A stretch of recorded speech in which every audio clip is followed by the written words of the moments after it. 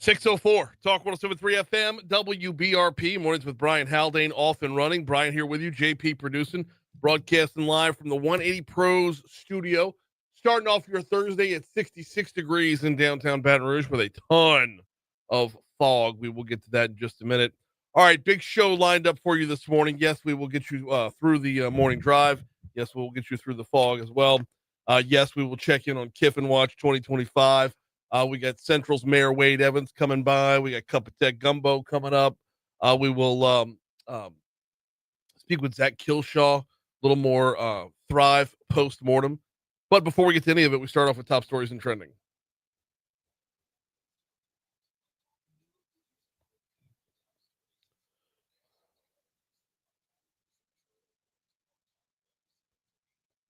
Number 5. What started as a routine Metro Council meeting last week quickly turned into a tense exchange over a single badge. Central's Mayor Wade Evans was questioned by council members about why he has access to Baton Rouge City Hall, a moment that has since drawn attention online. Evans said the controversy is overblown, emphasizing that City Hall is a parish-wide building, not strictly a Baton Rouge facility, and that Central is a part of the parish government. As luck would have it, Wade Evans coming up at 7:15 to talk about this and a few other items. Number 4. Opening statements began for the trial of Ryan Sharp, the man accused of killing former Brett Commissioner Carol Breeden back in 2017.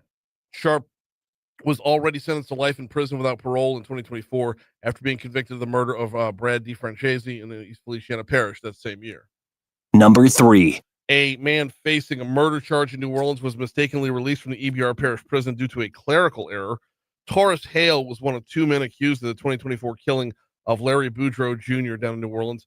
Hale was arrested and booked in the Jefferson Parish Jail, transferred to state custody before being moved to the EBR Parish Prison due to a pending warrant for identity fraud and theft. EBR Sheriff's Office says Hale was able to bond out due to the Orleans Parish warrant not being entered into the National Crime Information Center, an information sharing database for law enforcement. Number 2. Looks like Breck's selling off a park deemed obsolete. The 8.8-acre Industriplex Park will go up for auction with an asking price of $1.3 million. Number 1.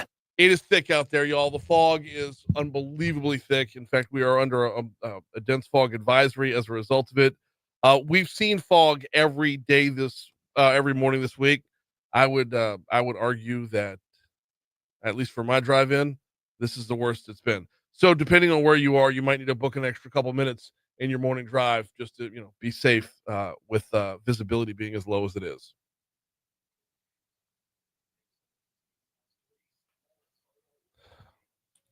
Well, President Donald Trump signed legislation Wednesday that compels his administration to release files on convicted sex offender Jeffrey Epstein. Yeah. So do you have any faith that this is going to happen? I want to believe it's going to happen. Okay. But now the timeline on when it's going to happen. Right. How much redaction is going to be done? So they're saying no redactions, right? No. That's what we don't know. That's what Attorney General Pam Bondi has a little discretion over. I don't know. Yeah. Bunch of cross outs and black lines through it. But yeah, I guess for someone who who people claim to be on the list, I mean, he seems pretty compelled to get this out there, right? I mean, yeah, it'd be kind of damning if he was just trying to, yeah, if we actually see it happen, right? Yeah, you're right. Well, a new poll from Gallup and Kettering Foundation finds that 2/3 of Americans believe democracy is the best form of government, but 3/4 say it is not performing well in the United States. I would agree with those 3/4. Yeah.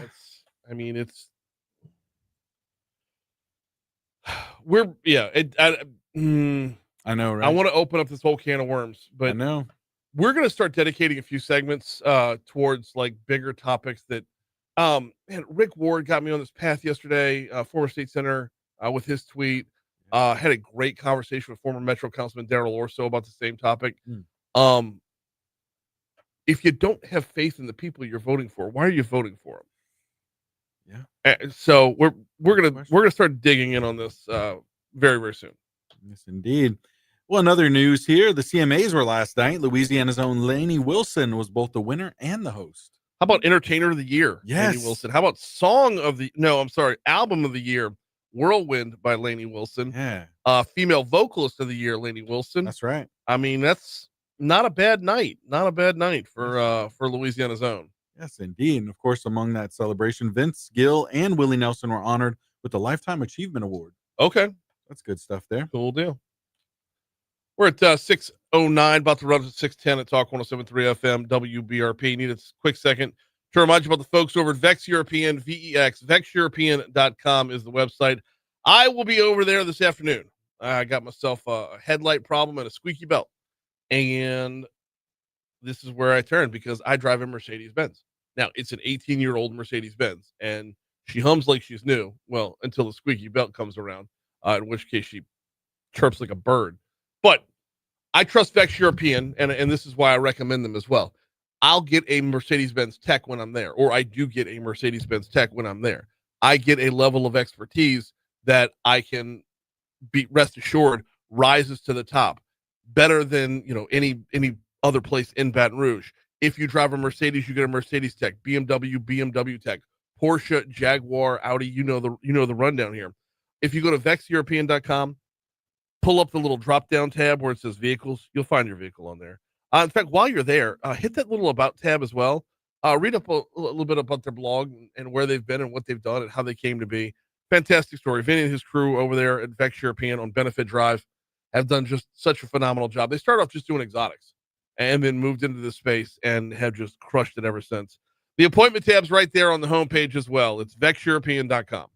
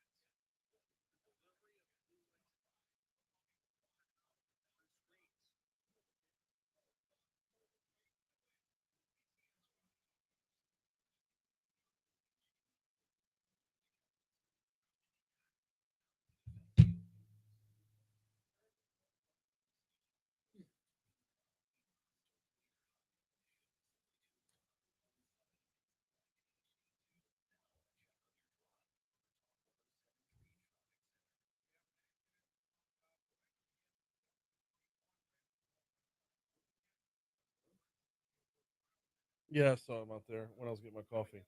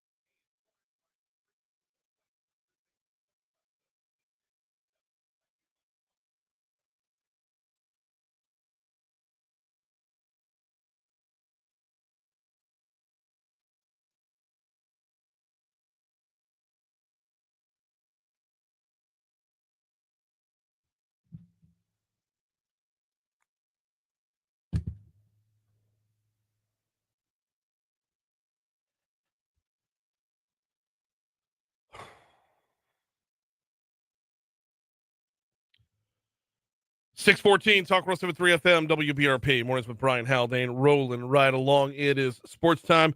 I'll start you off with the Saints. They're going to be taking on the Atlanta Falcons this weekend. Can they put together back-to-back wins? Rookie quarterback Tyler Shuck talks about, he had a recent conversation with a guy who knows a thing or two about winning in New Orleans.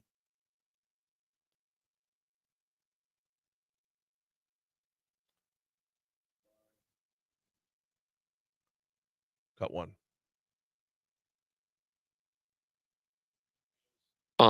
It was really cool because I talked to him a couple weeks ago, actually, whenever I was still in a backup role, and I just kind of talked to him about his mindset through his journey, and I kind of talked to him more about his time with the Chargers, and I wanted to hear kind of how he developed into who he was, here, and we talked about his just daily routine and process, and he had a lot of great things and insight, and it was really cool just to be able to pick his brain, and then, everything he kind of told me resonated the same, whether I was the starter or not. And then kind of having the opportunity, shortly thereafter to kind of just roll into it was really cool. I think he was just super helpful. And I think he'd do that for anybody. And I think obviously his new job now, that's like the goal at the end of the day. And it's so cool for him to be able to do that. And I'm obviously looking forward to being able to chat with him. Of course, he's talking about chatting with Drew Brees, was Tyler Shuck. The kickoff for the Saints and Falcons is going to be a late one, actually. It's a mid-afternoon game, 3:25 on our sister station, Eagle 98.1.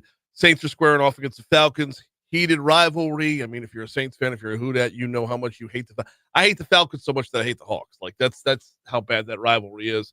This will be Shuck's first time taking on the Dirty Birds. Man, at least from Cam,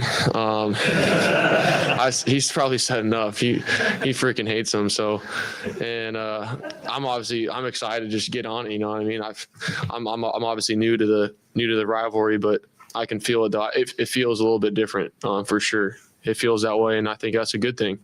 I think everyone has rivals, and you don't change your process, but you just, you change the emotion of the city. There's a reactionary component to everybody in the city, and I think, you want to go out there and play harder. Everybody I saw was like, great job.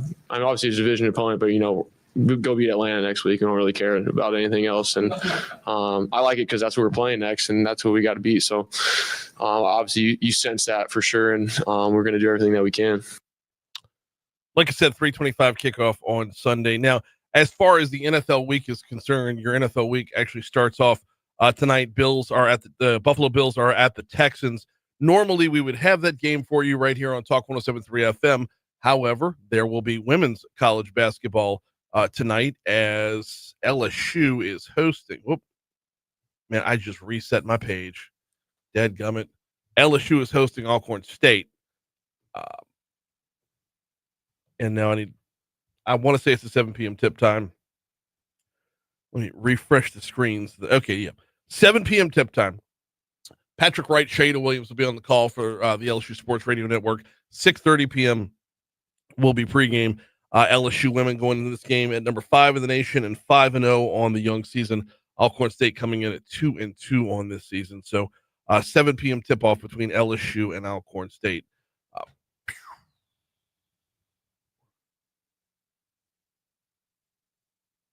So you'll hear that game right here on Talk 107.3 FM. As far as LSU football is concerned, it looks like that 6:45 kickoff on Saturday is going to be pushed back by about 10 minutes there. So it's almost a 7 p.m. kickoff between LSU and Western Kentucky. It'll be senior day for LSU. It obviously, it's a non-conference game, but that's not to say that Western Kentucky's a terrible team.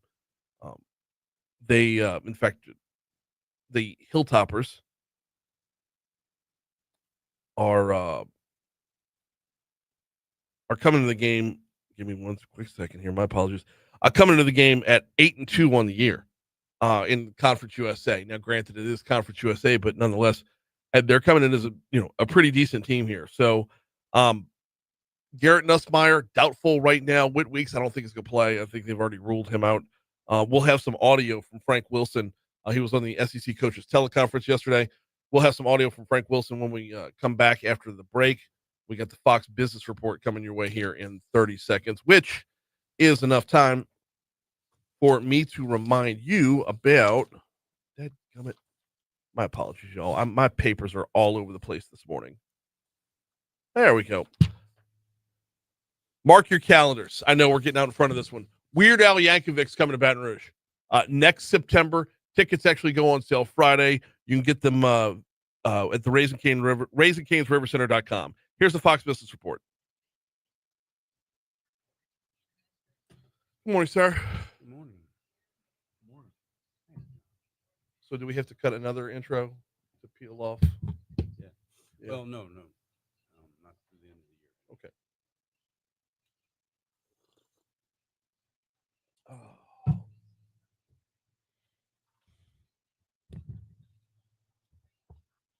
Killed mics.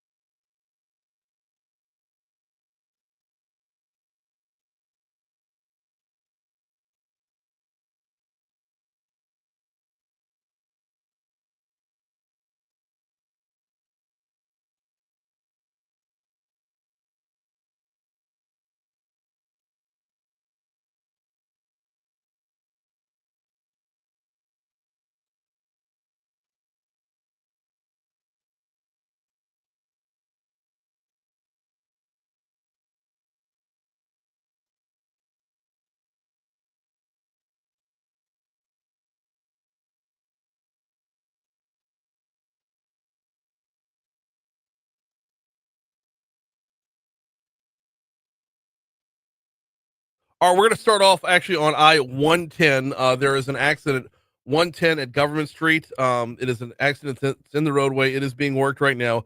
Emergency responders or first responders are on the scene. Law enforcement's on the scene as well.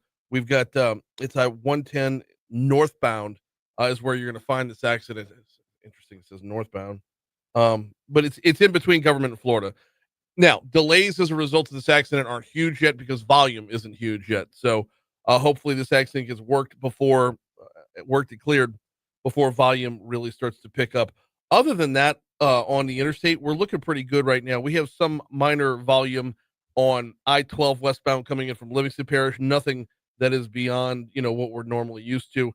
Now I-10, let's see, is this westbound or eastbound? We're looking at I-10. Okay, I-10 eastbound. We're looking at a couple of random closures, lane closures on 10 eastbound. One is by Blue Bonnet, and then the next one is closer to or just past Segan is what we're looking at here. Hopefully Ray can have some more detail on that 10 minutes from right now in our next traffic report. As yeah, there are some lane closures to start off the morning, jamming things up out that way. Hopping off the interstates and onto the surface streets, we are looking at right now a accident Coursey at South Park, and another one on Airline at Florida Boulevard. That one on Airline at Florida is from about a half an hour ago, so it might be off the roadway at this point, but it is being worked. So that's really good traffic from the Talk 173 Traffic Center.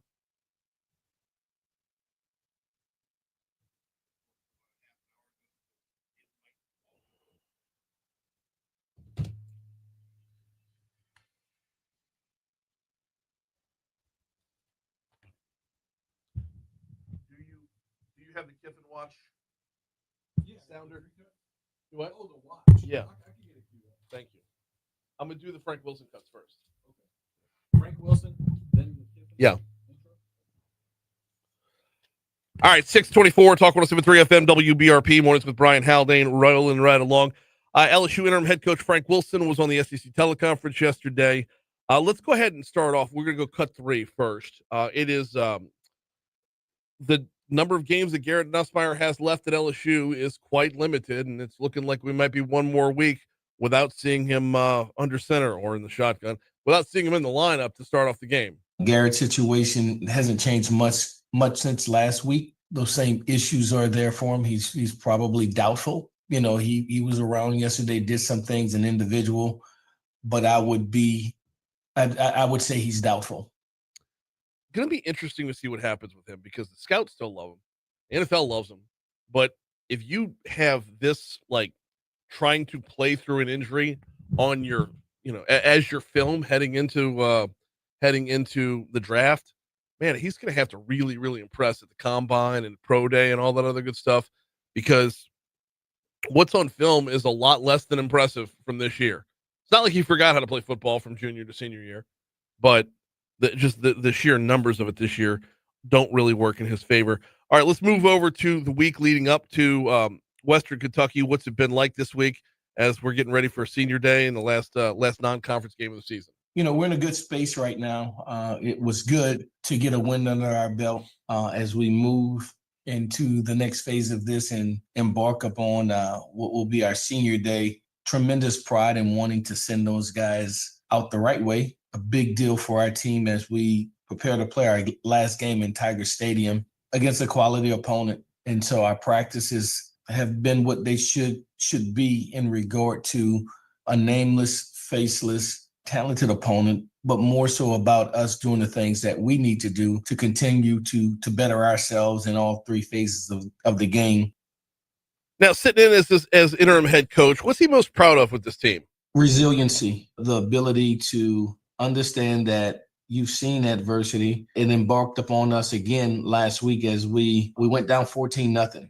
And instead of having a woe is me, here we go again mentality, in Tiger Stadium, they stood up, they took notice, and they played in a style that made us extremely proud of their competitive nature and their will and want to win. And, it feels good when preparation meets opportunity and you get the results that you desire. So I'm most proud of that, the way that we've competed and continue to finish.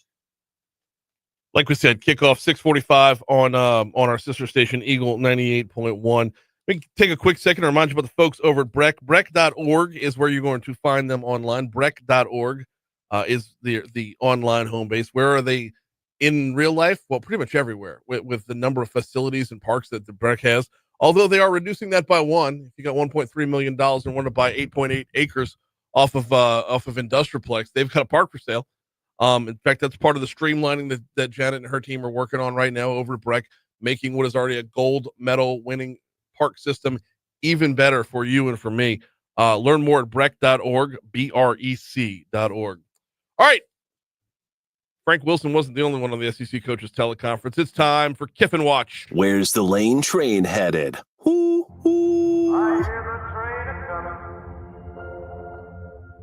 It's rollin' around the bend. This is Kiffin Watch 2025. All right, let's dive right in. Lane Kiffin was on the SEC coaches teleconference yesterday. We're going to start with cut 2 there, Chuck, and then move to 6 after that. The question being asked, has Ole Miss asked him for clarity just yet?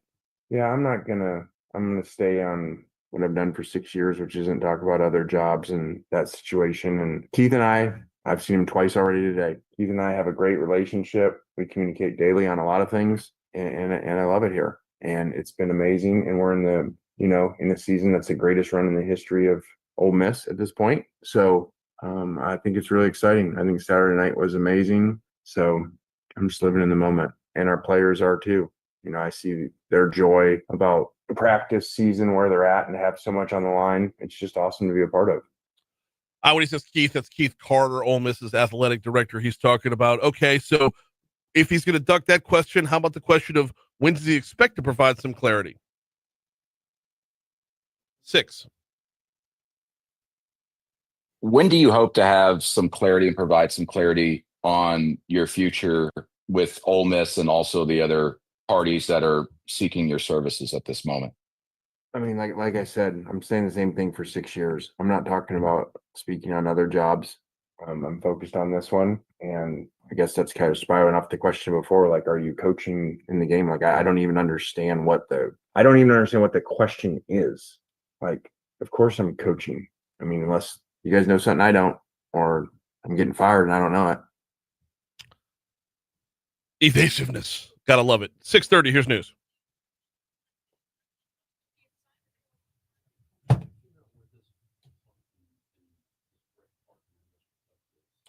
The Advocate had the exact address yesterday.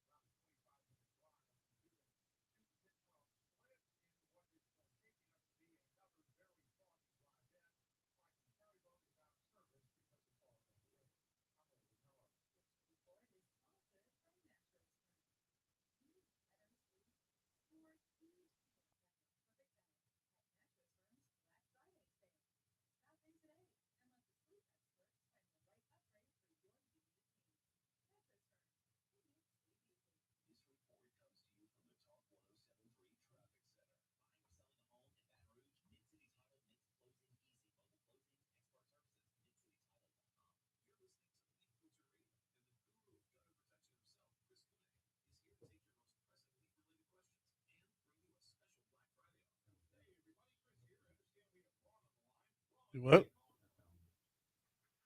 Oh, what? Oh.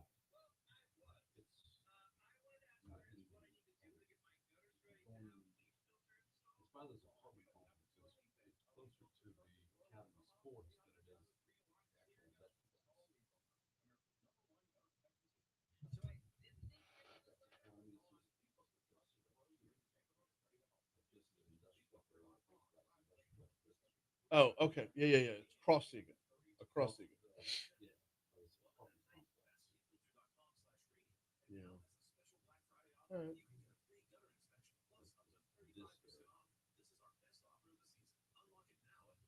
Yeah. I would. Right.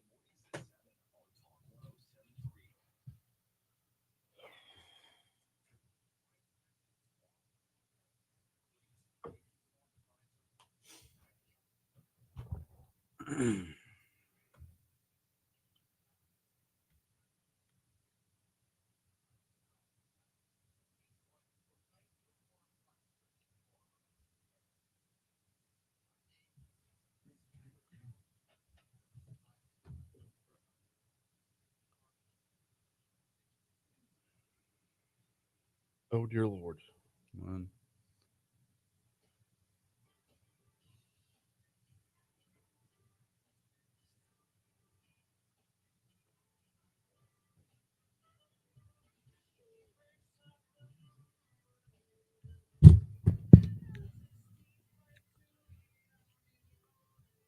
.636 Talk 107.3 FM WBRP mornings with Brian Haldane rolling right along from the 180 Pros studio.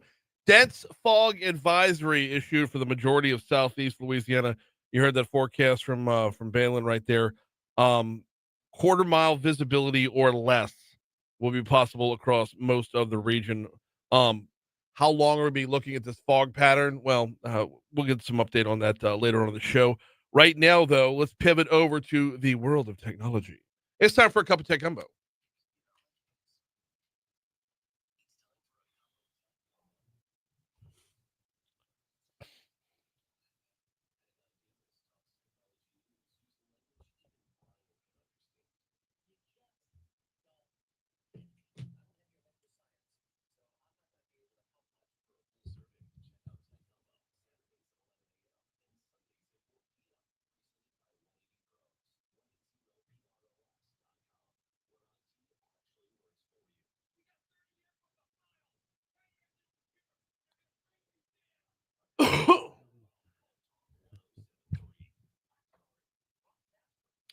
What you say, Haggai? I'm thankful I have all of my Jedi training because I had to use the Force to drive into the studio this morning. I mean, it was or is. It's thick out there. Dude. I mean, it was blast shields down and just 25 miles an hour on River Road. Yeah. I would imagine by River Road it's probably even worse. I come up through Mid City and whatnot. And there were like little patches where you'd go 2 houses worth of it being clear and then just pea soup again. Oh, there was nothing clear. I mean, it was I would imagine a couple hundred yards of visibility at the most.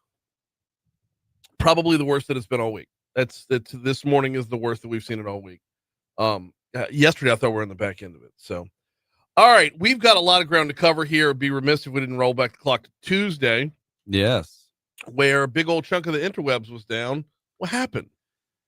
So, once again, this is one of those problems where we put so much of our lives into the internet, and so much consolidation through the years has put all of our eggs into just a few baskets. Yeah. And when one basket gets a small hole, it shuts a whole lot of things down. Okay. And Cloudflare had an outage. What is Cloudflare? So Cloudflare is one of these aggregators that they do domain name service for a lot of companies. They host a lot of these services across the web, including things like Twitter or X or whatever, and just a whole bunch of other companies.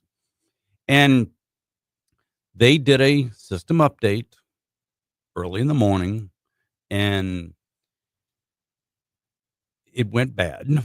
Okay. It replicated itself, and which should have been a small patch, a small file, all of a sudden kept replicating to where it got to be really big, and the system wasn't ready to handle a big replication, and it blew up. It shut itself down.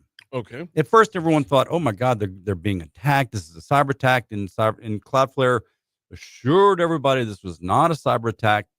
This the CEO later on that Tuesday evening came out and said, "Look, no, this was not an attack. This was just an error on our part. We were running an update and it went out of control and it shut a whole lot of services down. And they were down for about 5 hours from like 2, 3 in the morning Eastern. Yep.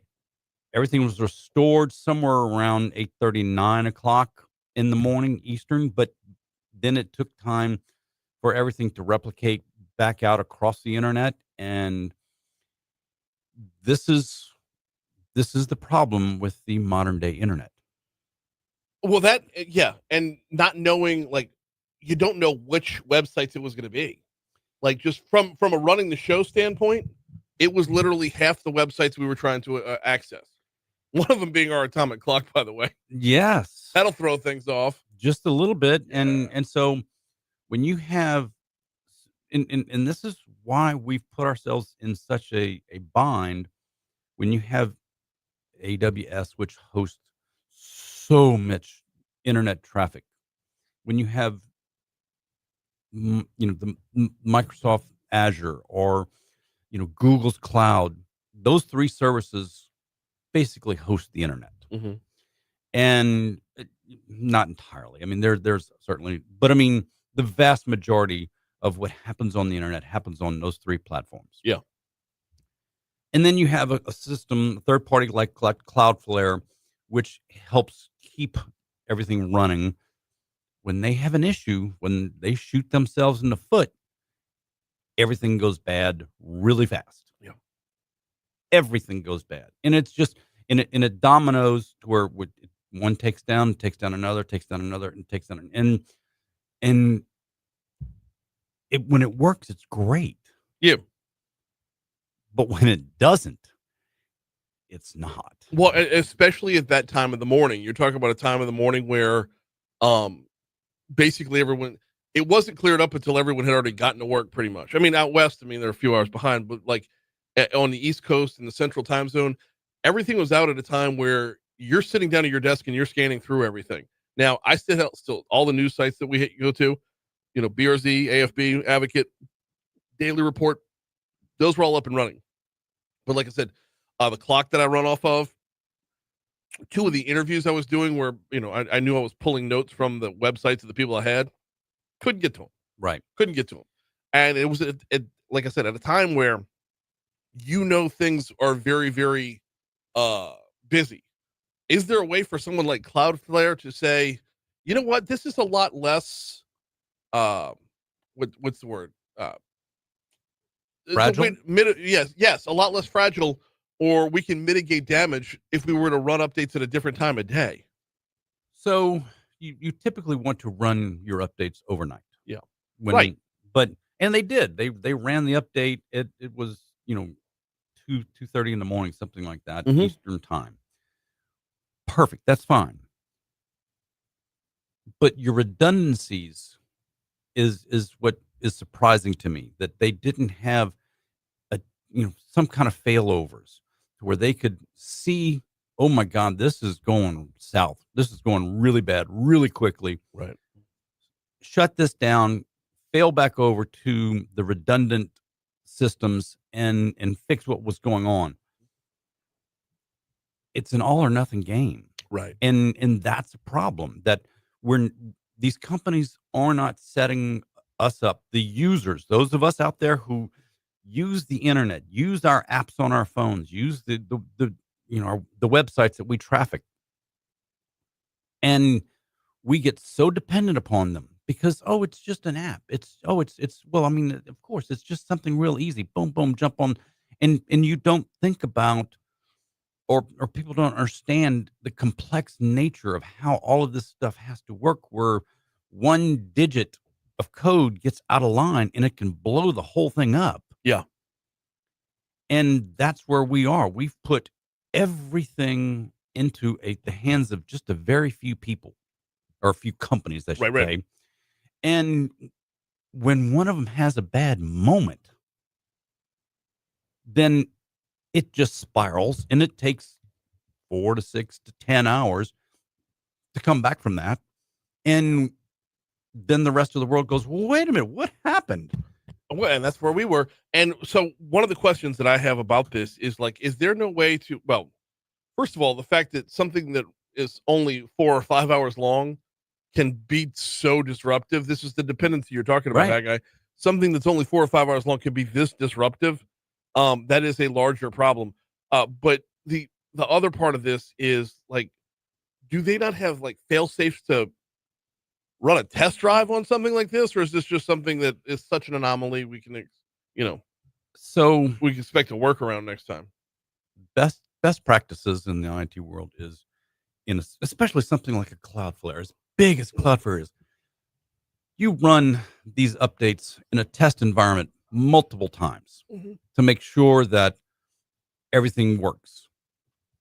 I don't know that they did that because they don't address whether they did or didn't, but it just was, hey, it's just a quick patch, just a quick update. Right. And in something as simple as just a quick update, all of a sudden it's not as simple. Did you test that update? Right. Did you put that in a test environment to run it a couple of times to make sure it worked? That's just such common sense and good business practice. I don't know that these big companies always do that.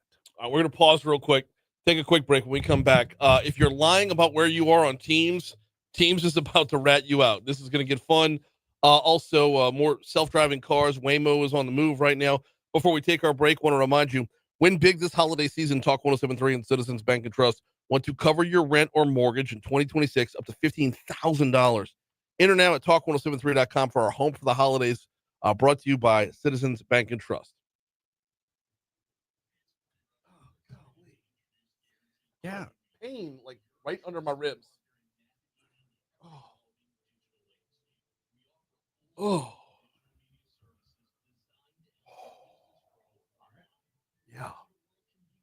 Yeah, it's past now, but it was like, I mean, that's just like really like knock you out kind of pain. I wanted to stop there for a second, but I figured I'll just keep talking and let you work through it. All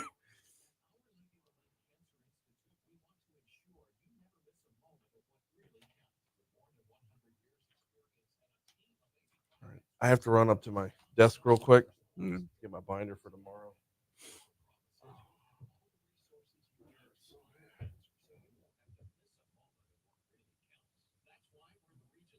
How are you, John? All right. Let's hope it might.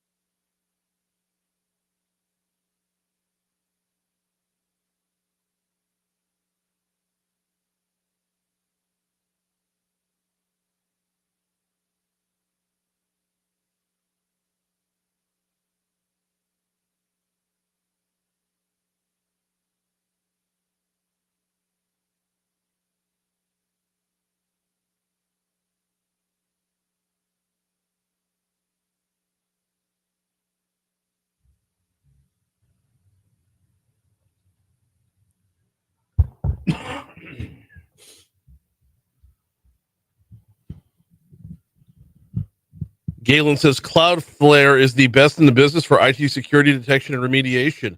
Of course they tested it. Well, if they tested it, then why did we fail? I don't. Cloudflare is a really good company. I hope I didn't come across like I thought saying something negative about them. But I mean, Laymen don't understand that many software defects are system load related. Therefore, testing doesn't flush out all the issues. That's kind of the whole point of my question. Is can you run a test that flushes out the issues before it goes live? Is there such a thing as a dress rehearsal?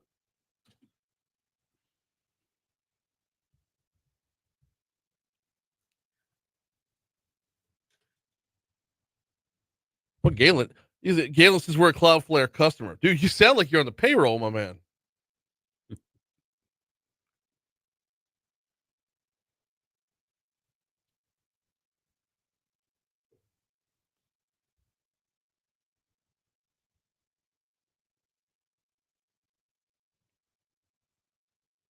Yeah, Keith says stretch. Yeah, dude, I don't know what that was, but I had this like intense pain. It's like I guess like a cramp or something, like right under my ribs. All right, here we go. 652 Talk 107.3 FM WBRP mornings with Brian Haldane rolling right along. Cup of Tech Gumbo rolling right along. We got Haggai Davis in the house for one more segment. Haggai, Microsoft is working on a feature that updates your location as soon as you connect to the organization's Wi-Fi. So if you're not in the office, your bosses will know. Why is Microsoft Teams turning into a narc? you know, that's an interesting question. I don't know the importance of where I am. As long as I'm connecting to the meeting and I'm involved in the meeting, doesn't matter if I'm sitting at my house or if I'm sitting at the office or it's sitting at McDonald's. I mean, if I'm actively involved in the meeting, but I know the sensitive nature of going back to the office and getting back into the office as opposed to the hybrid environment or just the work from home thing. And maybe there's a desire to have this information. I don't know. I'm kind of like, okay, sure, if this is what you think is important, but to me, it's more about, are you actively participating? Yeah. Are you doing the job? I'm, does it matter where I'm sitting when I'm doing the job? Well, but okay, yes and no. I mean, how many people? Well, you've seen the videos online and whatnot that go viral of like somebody taking a Teams call and they look like they're in an office, but they just set up a fake backdrop Right. inside their golf cart because they're they're midway through playing 18. I've taken a Teams call in a rec park before, in the middle of a basketball practice. I think anybody who's had to live in a virtual environment where you're driving around, where you're moving. Yeah, we've all done that now. I mean, So, hey, I've done Teams meetings sitting in an airport. all right, follow-up question then. And I realize there are places that have different district and regional offices and whatnot. And there's places where not everybody is on the same campus, but they all do need to be at work. But if you're having a Teams meeting and everybody's supposed to be in the building, get a conference room. Right. I mean, am I like, I'm old codger on this one, but like, let's just all go to the conference room and meet. If we're gonna do it to this level, let's just go meet face to face. Well, if you're in different states, though, different cities, if understand you're that. geographically spread, that's what I said. that's why Teams meetings are so valuable. I And- recognize that. And the same with Zoom or any of the online services that do virtual meetings. It's one of those things where what's more important, getting the work done or sitting in an office to do the work? And if going to the office is important, okay, then be in the office. Right. And if it's somewhat important, then connect to the meeting. It's your business. You have to make that decision as to, is it important for me to have my employees sitting in the building, or is it important for me to have my employees getting the job done? How does it work? That's an interesting question. They're going to look at IP addresses, and they're going to, based Okay, upon, but like my laptop's IP address is my laptop's IP address, right? well, no, if you're on this network here, you're getting a dynamic IP address. IP address. I'm sorry, you said IP. My bad. I walked down the wrong path there. Okay. So if they can do it by IP addresses, then. But if you're on a VPN, then all bets are off. I mean, if my VPN says I'm in New York City, well, then it's going to show I'm in New York City. So if I use a VPN service and I'm connected to Helsinki, Finland, right? Well, then Teams is going to report that I'm in Finland. Would Teams then know that you're on a VPN? I don't know. I don't know if they've got that level of sophistication in what they're building into this location part of it. I really feel like this is just such a nanny thing to do. It's just, I mean, if you're to this point, just go ahead and get Life 360 for your employees. I mean, if you're to that point, like let's just track down to that level. I mean, it's the technology is there to be able to do it. Yeah. So the one thing another story I wanted to get to, Apple's ID is going to allow you to add your passport to your wallet. And so like I had to fly to Dallas last week for a conference, and the magnetic strip on the back of my driver's license was not working. Ooh. It's been scratched or damaged, and they weren't going to let me on the plane because the front of they couldn't get the magnet to work. But they finally looked at my ID enough to go, yeah, okay, that your face is that, and right. They let me go through. I had a boarding pass and everything that matched. It just the magnetic strip wasn't working. Well, now with this digital ID that you can load your passport into your Apple Wallet, I could have pulled out my passport and it's been verified and would have shown them that. Now that only works domestically, and it's a real easy process to go through. I did it last night. Mm-hmm. So, now when I go to an airport, if they want to start fussing at me that my driver's license, the magnetic strip on the back is damaged. Okay, well, here's my passport. Very cool. Easy, very convenient option on the back end. Yeah. We got 2 minutes left. What's the latest at Waymo? They are going into more and more cities. They have now decided they love Texas because Texas is wide open. It's relatively, user friendly for them. They're moving to Dallas, to Houston. They're already announced that they were in Orlando. They've in Miami and San Antonio. So these are more markets that they're going to. They've been testing for the past 2 months in New York City. The Waymo taxis, the driverless taxis are a real thing. And it's kind of cool when you get in the car and you're like, oh, wow, there's nobody behind. Right. And it just drives you and it has no problem. It gets you where you want to go. It's coming. I mean, it's going to, and as time goes along, I don't know how long it's going to get to before it comes to Baton Rouge with our traffic and whatnot. They may say, we'll pass on Baton Rouge, to be honest. Oh, no, I don't see it coming to Louisiana in the next, 20 years. Oh, yeah. I can't imagine them wanting to go to New Orleans either, no, for that matter. But no, I think Shreveport would get it before we would, just because it's simple. It's laid out kind of nice and structurally, as opposed to the crazy roads that we have here. Yeah. Now, it's fascinating to see where all these cars are going, but yeah, it's an ever getting better system. All right, your full serving of Tech Gumbo coming your way Saturday and Sunday on Talk 107.3 FM, and of course everywhere you get your podcasts on demand at talk1073.com and every other podcast platform. He's Haggai Davis. Always appreciate the time, sir. You bet. ABC News coming up, hour 2 on the back end of that, right here on Talk 107.3.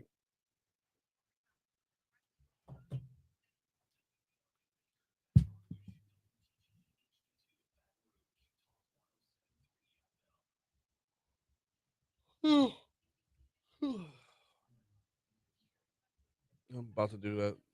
Same.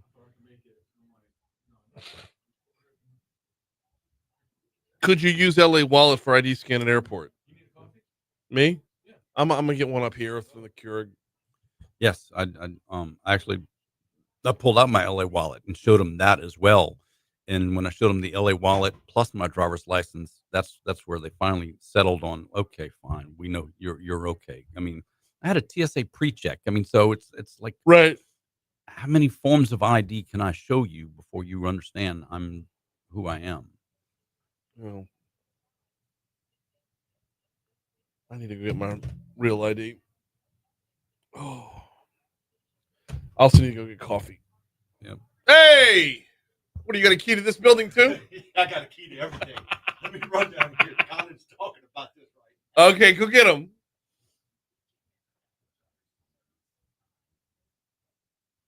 Yeah. Then he comes back.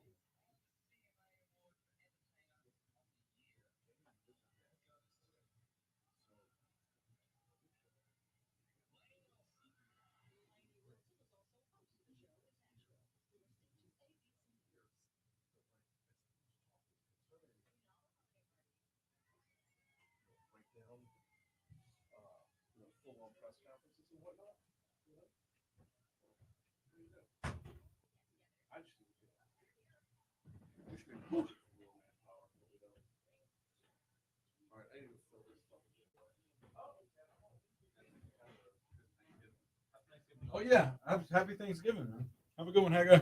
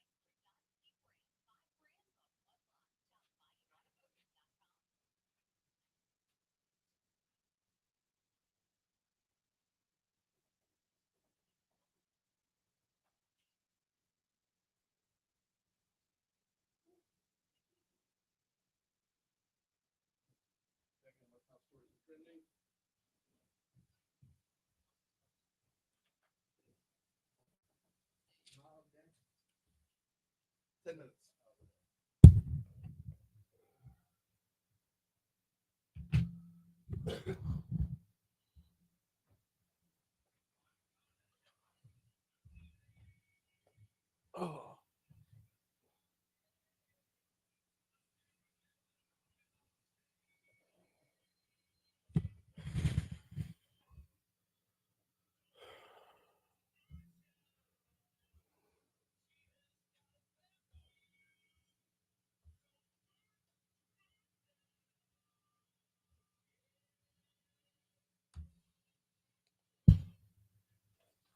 Rolling over to 7:05 at Talk 107.3 FM WBRP. Mornings with Brian Haldane. Rolling right along. Hour two coming your way right now. Brian here with you. JP producing, broadcasting live from the 180 Pros studio. 66 degrees in downtown Baton Rouge, but the temperature's not the story, y'all. The fog is. You heard that traffic report. We'll update it a little bit more in just a minute. In fact, let's go ahead and dive in to top stories and trending.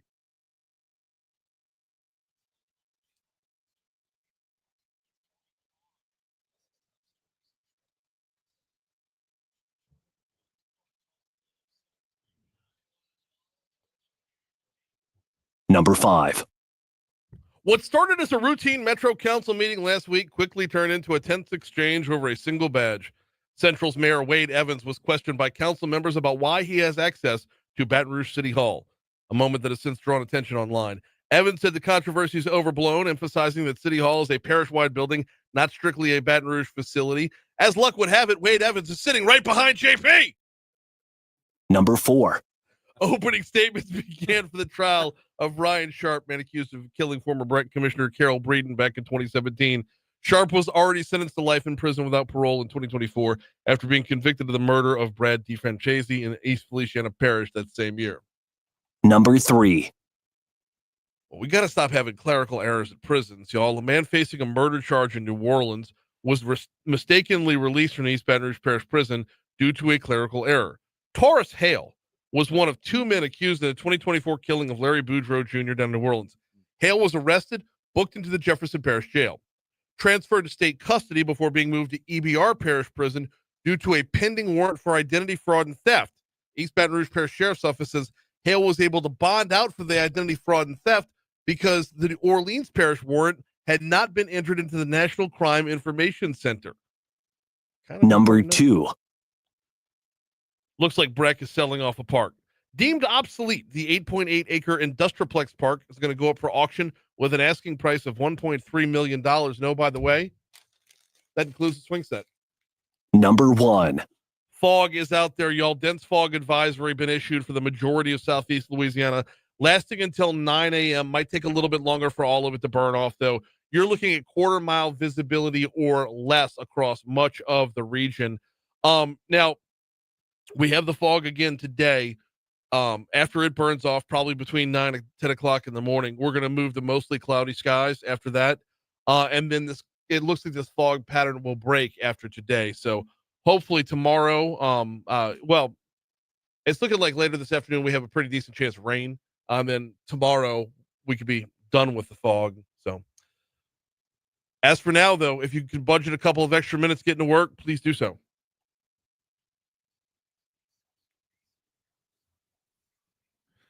Well, President Donald Trump signed legislation Wednesday that compels his administration to release files on convicted sex offender Jeffrey Epstein.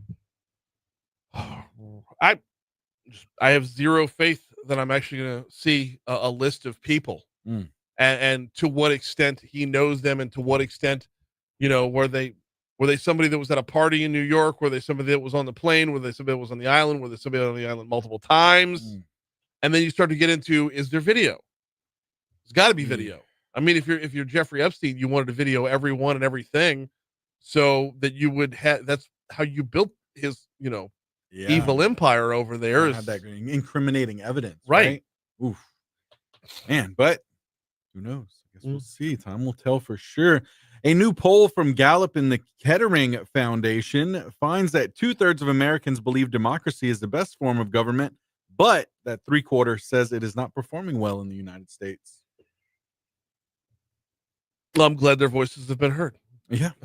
So it's not performing well in the United States. It's money equals a voice at this point, and I don't know how to shake that. It's in well, Central's Mayor Evans says from the background, we live in we're a representative republic. We're not a true democracy over here, which is true, but a representative republic is based off of a democracy. So we are in a place right now where we're not utilizing the system to our full capabilities. And our representatives are elected in a democratic fashion, and that's where the money takes over. So, all right, and less political news here. The CMAs were last night. Louisiana's own Lainey Wilson was both a winner and host. 3 different awards. Yeah. Female Vocalist of the Year, Album of the Year, and then what was Entertainer of the Year. Yeah. Go ahead, Lainey. Get it done. Man. Good stuff. Crazy how fast she's just moved up, right? Yeah. I mean that it's, you got to love seeing it here in Louisiana, but like just the rapid nature with which she has propelled herself is awesome. Yes, indeed. Very good stuff. Also, that night, Vince Gill and Willie Nelson were honored with the Lifetime Achievement Awards. So all good things. Yeah. All very good good stuff. We're at 7:10 at Talk 107.3 FM WBRP. Going to break in just a minute. Before we do, though, want to remind you about the folks over at NeuroJust, specializing in TMS. What is TMS? It stands for transcranial magnetic stimulation. Who's TMS for? Anyone suffering from anxiety or depression who has been thus far treatment resistant. if the sit-down therapy doesn't do it, if you don't like the way you feel on the antidepressants, or they don't work, or you see diminishing returns as a result of your prescriptions, TMS could be the answer for you because they've got receipts, y'all. 70 to 80% showing 70 to 80% of patients show response rates. 60 to 70% show full remission rates. Transcranial magnetic stimulation. They send magnetic pulses into your brain that target the areas that regulate mood. If you suffer from anxiety or depression, you know it's a constant fight or flight battle in your mind. This calms those seas. Learn more at neurojust.com, NEUROJUST, neurojust.com. Quick break. Central's Mayor Wade Evans is next. Oh. All right. You're in this red chair here.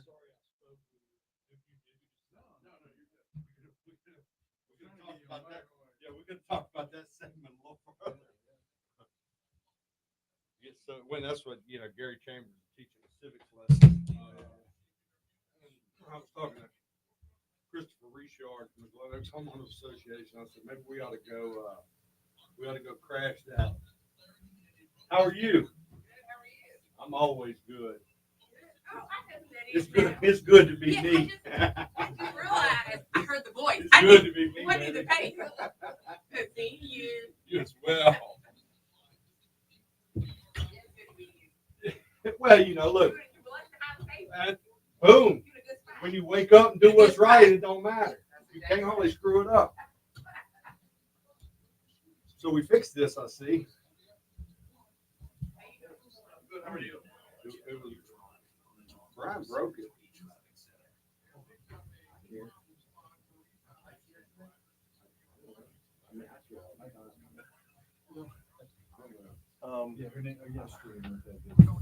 Okay. I think Don may have double booked.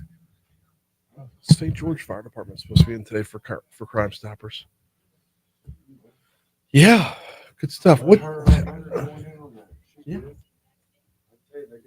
We work with them, opioid stuff, Victoria's Voice.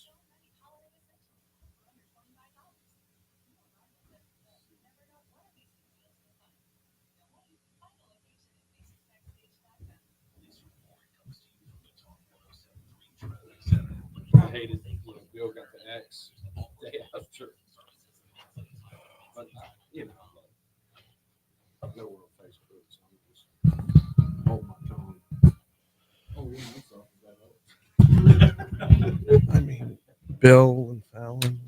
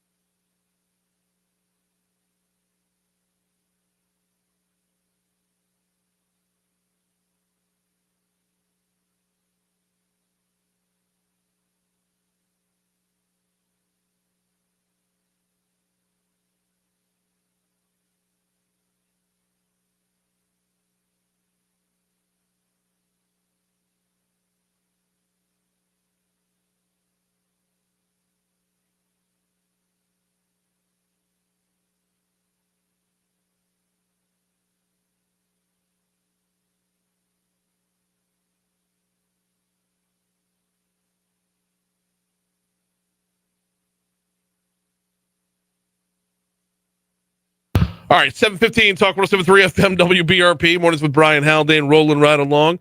We got Central's Mayor Wade Evans in the house. How are you, sir? I'm always good, Brian. Happy to be here. Glad to have you on.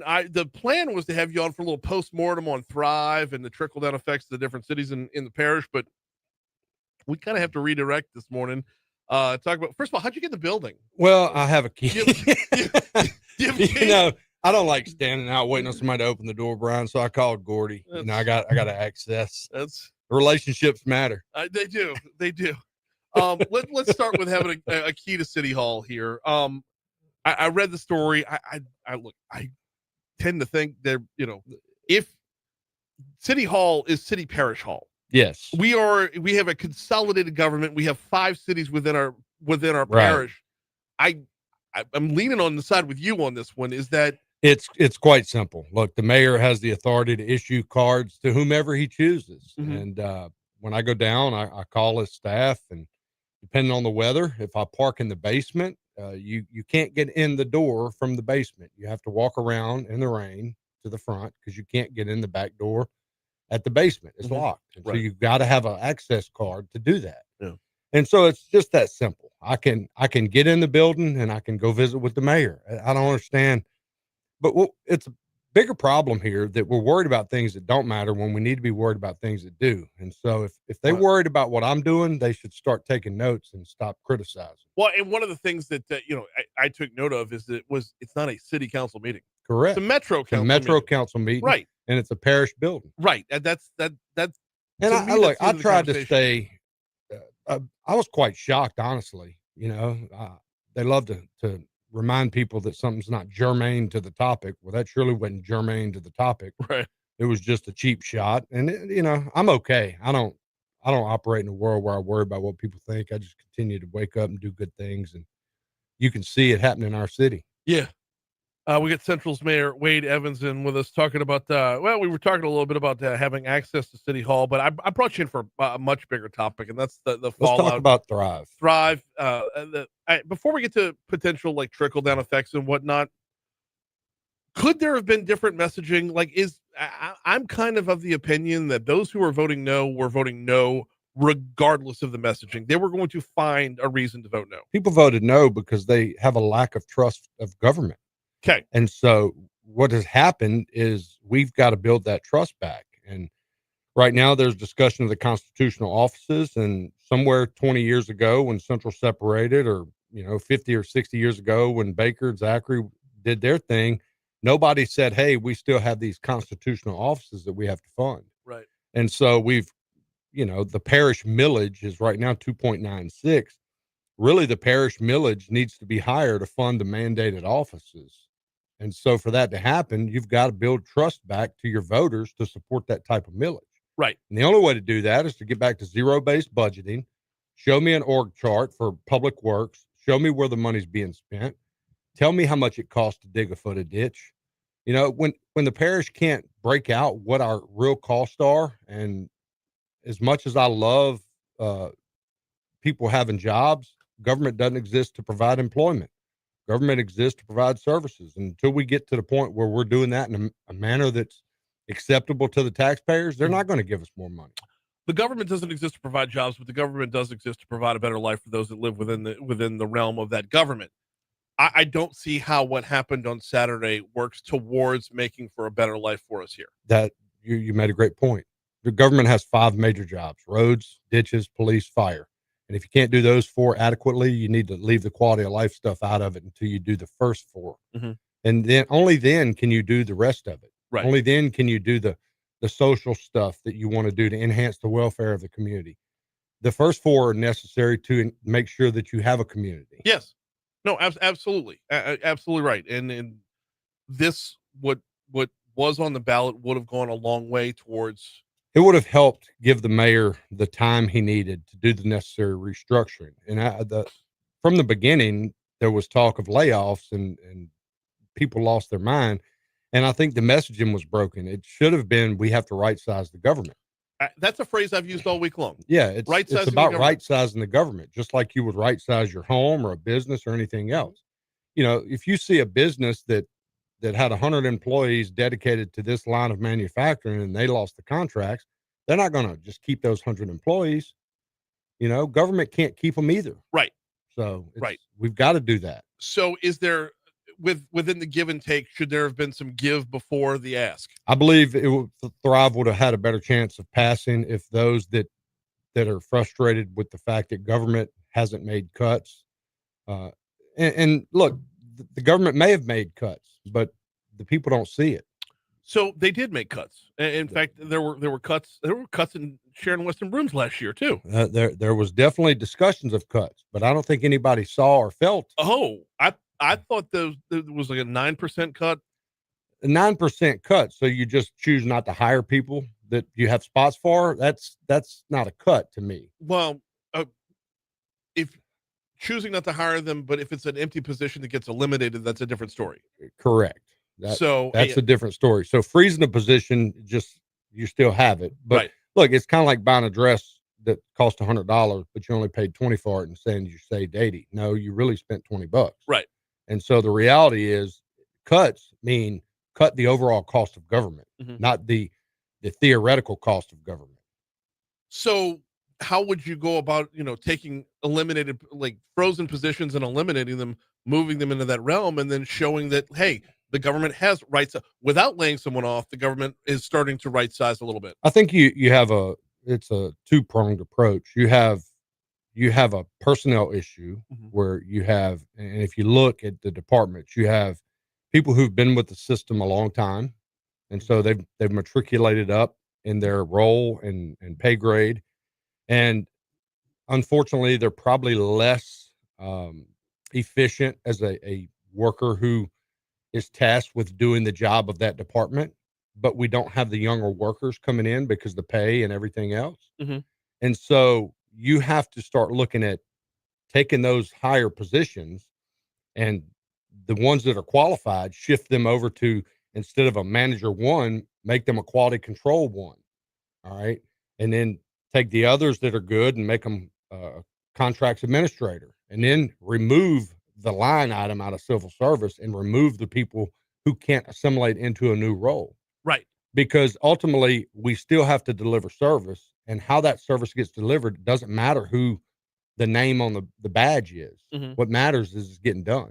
Do we have, as an electorate, as a populace, do we have too much power in terms of determining what's the right number for the government to have? I don't think we have, as a people, the voters have too much power. I think the job of government is to do it. Now, the issue is we have to elect people who understand how to do it. Ben, you have a Metro Council that a few of them are worried about whether I have an ID badge or not, and they need to be worried about how the government's functioning. And so my concern is, if you have council members who believe the fundamental job of government is to make sure that people who work for the government have a job, then there's a flaw in that thought process. The Central's Mayor, Wade Evans, is in with us, talking a little bit of trickle-down effects of Thrive from over the weekend. How can we go back about, because when you have, a Metro Council, those are 12 individual districts. We don't have at-large council people. We don't have like a set of qualifications going in that says this is what you need to be on the council. So how do we achieve that goal of getting where we want to be? Well, I can tell you, I'm on the board of the LMA, and one of the pushes that the new president is coming in, Ray Bork out of Broussard, has is going to the legislature and mandating a 40-hour training for newly elected officials, whether it be mayor or council. And the only way we can put teeth in it is there'll be a flag on your city's audit if you don't complete it. But the goal is to teach people how to do a better job. Okay. Teach them their role. Okay. I mean, listen, I sit on many boards, and the Breck board, for example, after this fiasco with this employee, one of the commissioners, who's thankfully no longer on the commission, wrote a letter to the superintendent. And in the first sentence said that she was her direct supervisor. And look, as a board member, you're nothing but a board member. And you can act in no manner at all on behalf of the organization or the board unless you have a majority of the board. And so it shows a lack of understanding, just as Metro Council members speaking out of turn on whether or not I have a key card. That's the mayor's authority to issue those cards, right, and his discretion. Also, they need to worry about their role. Their role is not to micromanage the mayor, and it's not to be concerned about what other people are doing. They need to pay attention to successful cities and what they're doing and try to emulate that instead of working on ways to shoot holes in what we're doing. Well, even with that, you had a 12-0 in favor of Thrive EBR when before the That was polls opened up. That was theatrics. Look, I saw the Democrat Party turned as soon as they had a chance. They torpedoed every opportunity the mayor had. Mhm. That Gary Chambers sat idle for a long time, and now all of a sudden he's back. He's got gas in his tank, and I'm troubled. He's going to teach a civics lesson. He don't even know the difference between a parish and a city. Well, with a consolidated government, do we? Well, I do. And it's in a civics lesson, I think it's necessary to understand that. I have an overriding issue with the consolidated government. I'm all for whatever the people want. I mean, we can deconsolidate it, but I think in the end it would be worse for Baton Rouge proper if we deconsolidated. Yeah. But nonetheless, it's and what's one of bad for those Baton things. Rouge proper is going to be bad for the surrounding cities as well. Yeah, unfortunately, our boat's tied to theirs. Yeah. And so we need to start cutting the rope if it's going to go south. Trickle down effects to Central as a result of what went down on Saturday. I think the issue in Central is maybe the bridges. See, the parish gets the money for bridge maintenance, and if we don't manage that money properly, Central could see some effects. But I've been pushing the parish to let me work with them to fix bridge issues locally anyway, because I believe that we can determine when a bridge needs work. They're inspected every 2 years, and let us shut the bridge down on a weekend and do the repairs instead of an emergency closure with nobody planned to do anything. Again, it goes back to good government being intentional and doing the job. Can that trickle down to the city itself? I mean, I mean, not necessarily. I mean, unless they lose their finance department, we'd have to go to a new way of collecting and remitting sales taxes, which by the way, the city of Central does pay a fee to the parish to do that. But that'd be the only issue I see. EMS, I don't know what fire and EMS is going to do in Baton Rouge. EMS is a parish entity. They're set up under Public Works, which could create some issues. But as far as really concerning, I'm not. We do all the work on parish assets now in Central. We do work on DOTD assets in Central. Okay. We look at it as if it's in our city, it's our problem. And so we don't let the excuse of it's not our problem get in the way of fixing it. So that's just how we operate. It's how we've been very successful working with the parish and working with DOTD. As far as the entities are concerned that were on the ballot on Saturday, we got a year worth of buffer time for the Council on Aging and mosquito abatement. The libraries can be much sooner before they have to be back on the ballot again. Just give me your gut take. We got 2 minutes left. Give me your gut take of, do you think those entities are going to be okay? Do you think they will be funded when they make their reappearance on the ballot? I think they will. I think it's going to require them to go forward with maybe a leaner mindset. All right. So if you were willing to go forward with this amount, I think they kind of made themselves a little. I think they needed to, though. Brian, look, I told Mary and Katrina at the library that I think libraries are necessary, but I believe public transportation is necessary. And my thought process is, if you have cats functioning in a way that you have adequate on-demand service throughout the parish, then do you really need 20 libraries? Right. Because if you have transportation for people to get to the libraries, do you need them in every neighborhood across the parish? So, it's a holistic approach, and good government's the answer. Let's look at everything. Well, but when you bring up cats, you bring up a whole other chapter of this discussion. Yeah. In that all of our entities aren't funneled in, like the money doesn't come from the same place for all of them across the board. So they can't be treated the same across the board. Well, I think you have to ultimately treat them the same in a sense of whatever obligations they're putting on the parish system, they need to pay out of their budget, such as legacy cost and everything else. I don't know how that's set up through finance, but the reality is, look, I'm dealing with it with Breck right now. I mean, last night we had 2 major votes with Breck, one to change the procurement policy to follow state law, because Breck has a 112-page procurement policy and state law is a lot shorter. And then the personnel policy. There's no reason that people should be able to appeal their firing to a group of people who have no clue about human resources. And there's a remedy if you're wrongfully terminated, and it's through the courts like every other business. Breck's not civil service. Whole other bag of worms. We got to get you back on real soon. Whenever you're ready. I mean, every time we come around to the end of a discussion, we open up another discussion. He's Central Mayor Wade Evans. Thank Always you, Brian. appreciate the time. Thank you. Here's news. Can you connect me with Ray Bork? I want to get him on the show tomorrow.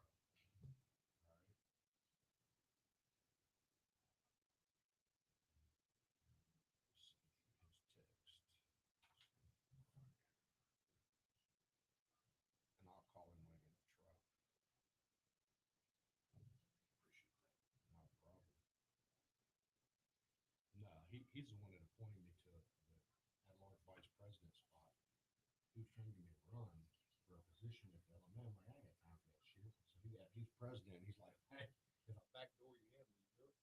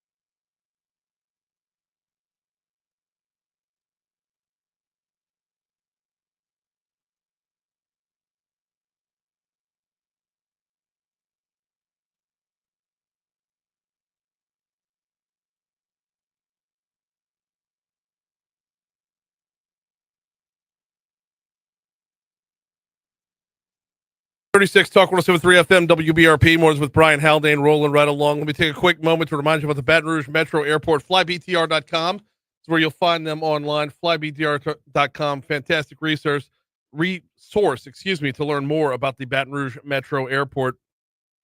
Give it a quick look. Take a look at what flights are available. When you're booking your travel, either for business or for pleasure, it benefits the city. It benefits the area to fly out of our area. We have a fantastic airport right in our own backyard, and utilizing it is of the utmost importance. As far as direct flights are concerned, it's built off of demand. The more we use, the more we get. They list the arrivals and departures right there on the homepage, and I mean, I scroll through them literally every morning to see if there's any announcements that need to be made. No, smooth schedule, smooth moving. Direct flight to DC every day, leaves just before 7 o'clock in the morning, does return back in the same day that evening, fly into Reagan National, fly back home, get your business done in our nation's capital same day with flybtr.com. All right, it is time for Crimestoppers. Let's go.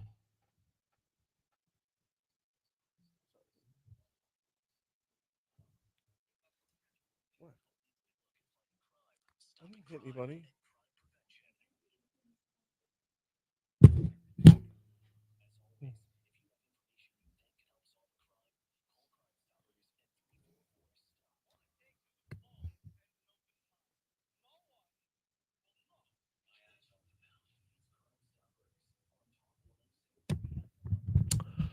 And it's time for Crimestoppers, and this week we're welcoming in Meg Kling from the St. George Fire Department. How are you? I'm doing great. How are you? Doing very well as well. Public Information and Education Officer over there at the St. George Fire Department.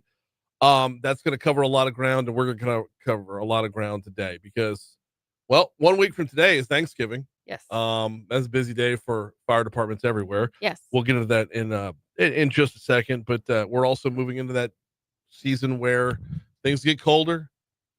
People misuse space heaters every year, no matter how many reminders there are. So we need to give the reminders there as well. But overall, let's start off with when it comes to those particular, and pardon the pun, hotspots, when it comes to those areas that, people make mistakes on, are we seeing that public messaging does get through? Yes and no. What we're seeing a lot, especially in where I live, I guess in the world of public information education, is that our social media outlets, of course, are doing the greatest job in getting to everyone, anywhere and everywhere. Most people do have Facebook. If they're not on Facebook, especially our older adults, they're on Nextdoor. And then, of course, coming onto avenues like this, or going on to the news, or just even making small little clips that we can push out and get out to our public by means of even our lawmakers and our mayors and politicians locally. Everyone should be talking about safety and getting these safety messages out, but we are seeing an uptick in support, especially, like I said, with the social media avenues we have right now. Absolutely. Talk with Meg Kling from the St. George Fire Department. All right, let's get into it. 1 week from today is Thanksgiving Day. Yes, sir. All right. You were telling me during the break that is the busiest day for calls out of the whole year? It's the busiest day for cooking fires. Cooking fires. Yes. So nationally, we're looking at about 1,500 fires a year, give or take, just related to cooking on Thanksgiving Day. Mm-hmm.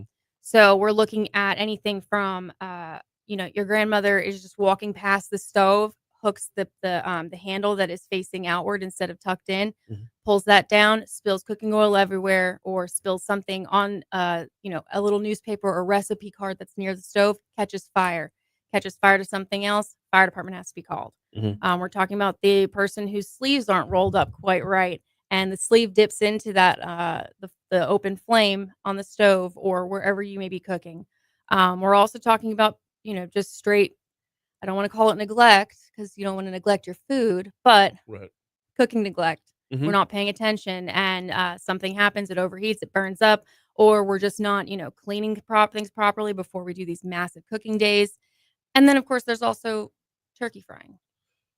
Let's talk about turkey frying because that's where that's as close as we're going to get to the "Hey y'all, watch this" of the holidays. Yes. Just the frying the turkeys. So the problem with frying turkeys, what do we see more often than not? Like, what's the biggest problem that leads to fire from frying a turkey? Ooh, the frozen ones.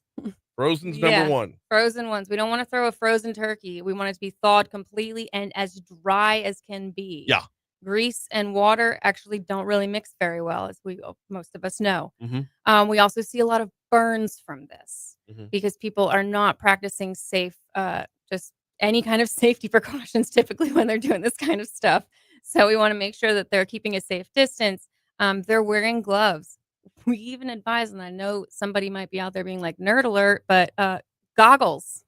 Something to protect your eyeballs when you might have grease flying everywhere. Okay. We've all been scalded when we've been, making a roux or making some sauce on the stove. Like, think about a massive turkey in a massive pot. We're just tossing that sucker in there. Yeah. The splashback is real. Yes. Frozen would be the number one. Making sure it's, lack of dryness would be number two. Where does clearance come in on this? 10 feet. Okay. You want to have everyone else back 10 feet. Okay. So if you're going to get the nerd alert on the goggles, I'll get the nerd alert and say, don't even go 10 feet. Push it into the driveway there. Oh, absolutely. Yeah. Absolutely. But whoever's doing the cooking, they can obviously be closer because you need to be doing the things. But if you have anyone else around, everyone else is hanging out outside. Obviously, everyone wants to hang out together. Everyone else needs to be back at least 10 feet. And yes, driveway, absolutely. We're not doing this in the house. No, or into the carport or anything like that. No. Any kind of overhang would be ill-advised, to say the least. Absolutely. Look, if you see the videos, that's where it happens. Yes. Is the person like, oh yeah, we got the garage door open and we're out towards the front of the garage. It's all good. Yeah, why not? Why not? On average, do we have numbers on, like, just for St. George, even, like, the number of calls y'all are going to get next Thursday or like last Thanksgiving? So we could get anywhere from, we'll say 38, which would be the low end, and that's just between 8 stations, and that's kind of an average realistically for us. Okay. Our average is usually between 32 and 40 on a regular basis. So I say 38 being on the low end, but we can see upwards of 50 to 60 calls, and that's just in our little slice of East Baton Rouge Parish. It's just over 100,000 residents. I think 86 square miles was the last tick I had on that. Okay. So we, in 8, like I said, 8 stations. So we're not responding to the same areas as everyone else, but that's still a very large number of calls. 50 to 60 calls. I mean, in one day for all the same reasons. Not necessarily, of course. We do run medical calls. We also see a lot of medical issues on Thanksgiving. Unfortunately, family comes into town, things happen. Sure. There's just a lot of things in the air that can just come on down on each other. No, I understand. And of course, motor vehicle accidents, and then false alarms, which we're always happy to come out for a false alarm. We've got Meg Klingman with us from the St. George Fire Department. All right, so we've covered frying the turkey. We've covered the possible mishaps in the kitchen. What else is going on around the house on over a holiday that might be of note? Oh, absolutely. So all the people, everyone around you, we want to make sure we're doing everything we can to make sure everybody is safe. So whether it's when you're traveling, just having heightened awareness, no texting and driving, which nobody should be doing anyway, but especially around the holidays when there's so much going on, just already got a lot going on in your brain. Yeah. Let's calm it down, not add more to it by texting and driving. Okay. Same thing with when you are looking towards the future with people coming to your home, and start preparing inside your home. Make sure you've got working smoke alarms, carbon monoxide alarms if you've got gas-powered appliances, if you've got an attached garage, if you have a whole home generator, all the things that could possibly seep carbon monoxide into your home, you need to have a carbon monoxide alarm. And if they're chirping, they're not working. Well, I've said that in front of a couple of groups of people, and they all look, really? Yes, if they're chirping, it means they're dying, y'all. Yeah, no, the chirp doesn't. That's not a reassurance that it's working. No. That means the battery's on the way out. No, the battery's on the way out. If they're older than 10 years, also, it's time to go. Even if you are checking them monthly, change the batteries. If they're older than 10 years. Wait, the alarm itself? The alarm itself. It is. Really? Yes. If it's older than 10 years, it's time to change it out. Just because right now, in this moment, if you check it and it works, you think you're fine, we don't want to risk that. Right. Why risk it? Especially when, because of the Red Cross and the State Fire Marshal's Office, we have a grant for all the fire departments or the state fire marshals across the state to come out to your home, place smoke alarms up for free. Really? Yeah. It's a real thing. Okay. Yep. And I just learned something. I didn't know about State that. Fire Marshal's office has an actual thing on their website where you can put in your information. They'll either send you the information or they will forward your information to the fire department that can help you out. Or like Baton Rouge Fire Department has an actual submit form on their website. For us, you call me. We have a full conversation about it. We'll get you taken care of. Okay. And as far as smoke alarms in the house, like how many is there, like a guideline for like per square foot or per 100 square feet or whatever? So it's not necessarily per square foot because we're looking at kind of the layout of your home. Right. You want to have one on each floor. You want to have one in each area that is occupied the most. So you want to have any bedrooms. Each bedroom has to have one, should have one. And then that common area, that hallway, whatever's leading to those bedrooms. And then any area that you see people gathering in, a living room, a den, a family room, whichever you call it. That's where you want to have them. We are lacking in the Haldane house. I'll admit it. Ooh. No, so there's one upstairs. Good. There's one upstairs. There's one in the kitchen, and then there's one in the hallway that leads to the 2 bedrooms downstairs. So, but not individually in the bedrooms though. So does the kitchen one go off a lot? Every so often, yeah. Wait, are you questioning my game in the kitchen? Yeah. No. Okay.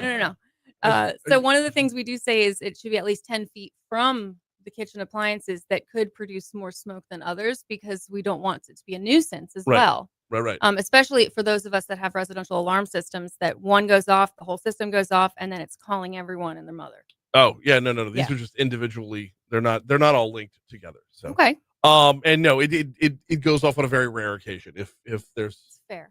Yeah, if someone hasn't done what they're supposed to do. Let's talk a little bit about it. Will eventually get cold. Yes. And oh, by the way, the guideline I've always followed with replacing the batteries on the smoke alarms has always been when you fall back. Yeah. If you have batteries, so a lot of the smoke alarms now, they have concealed batteries, 10-year batteries. So you don't necessarily have to change the batteries, but we just need you to check them. So you need to check and make sure the smoke alarms are working. So if it means getting up on a little step stool and just hitting that button once a month, or a lot of with our older adults, we recommend a broom handle or even a yardstick. Okay. Taking a yardstick, popping that thing up there, making sure that thing goes off and beeps nice and loud for you. And that's it. That's all you have to do. That's all the maintenance. And you do that once a month. Of course, when we roll back or roll forward with the clocks, it's the easiest time for us to say, you know what? If you haven't been doing it every month, let's do it. And if you do have batteries that need to be changed, let's change them.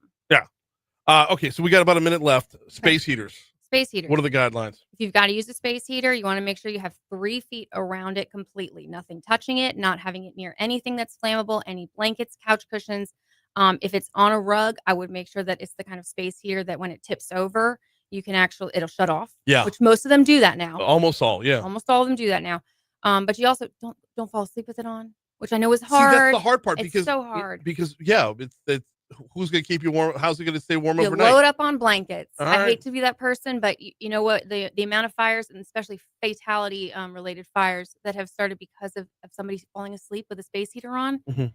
I mean, if you're going to use a space heater, at least make sure you've got working smoke alarms as well. But either way, why risk it? No, why risk it? Go get a couple more blankets. She is Meg Klink from the St. George Fire Department. Appreciate a couple minutes this morning. Absolutely. Thank you so much. Here's your money now. Damn, that went too fast. We could have kept going. She's awesome. You're awesome. Thank you. That was so good. Thank you. These chairs are so high. I'm so sorry about that. Oh my gosh, no, it's okay. I can talk for hours about safety. Because I'm really cool.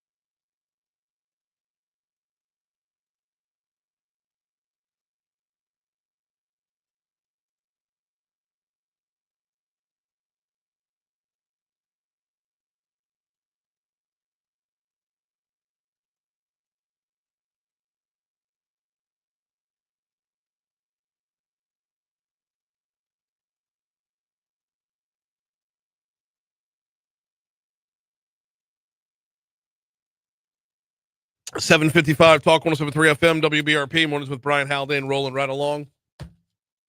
Coming to you from the 180 Pros studio, 180pros.com, 180 Pros, not your IT provider, your IT partner. 180 Pros, they do it a little bit differently. And there's a number of examples of where that difference shows up. Number one, they base their success off your success. They don't base their success off of like achieving a punch list or whether or not an individual problem is solved and then another problem comes up. Well, that's a completely different thing. No, your success is their success. Another example of where you're going to see that difference from 180pros.com, 330-2200 phone number. Another example where you're going to see that simplified billing. Right? They make it easy on you to not have to break down line item after line item of where did this charge come from? Where did that charge come from? Like we said, your success is their success. And also you'll see it with same day response time. Learn more at 180pros.com. They are local. You can call them 225-330-2200. We got a couple minutes before we hit news at the top of the hour. I did want to dip into don't forget we get Trahan's original prep football report tomorrow night, 6 to 11 p.m. right here on Talk 107.3 FM. We are rolling into the second round of the LHSAA football playoffs. That starts tomorrow night. Our news partners at Louisiana Radio Network were kind of breaking down a number of matchups, and I couldn't help but notice one of them right at the top of the page right there involves my alma mater there. The Spencer Verrett with the LHSAA Network says the 8-9 matchup between Evangel and St. Paul's in Division I is one of the better games this weekend. I think St. Paul's is going to present a bit of a challenge for Pop Houston and the Eagles. I think they can do a lot of things on defense that can maybe be something that they haven't seen before. And I still think they can supplement enough on offense to be able to challenge an already explosive offense. Let's go. I'm here for it.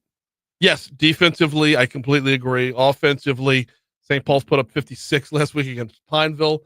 That was an anomaly, to be sure. Looking forward to that. That's by the way, and we'll talk about two other games in just a second, but doesn't matter between St. Paul's and Evangel because the winner gets car. Congratulations. You get to go play Edna Carr. That's my prize. Awesome.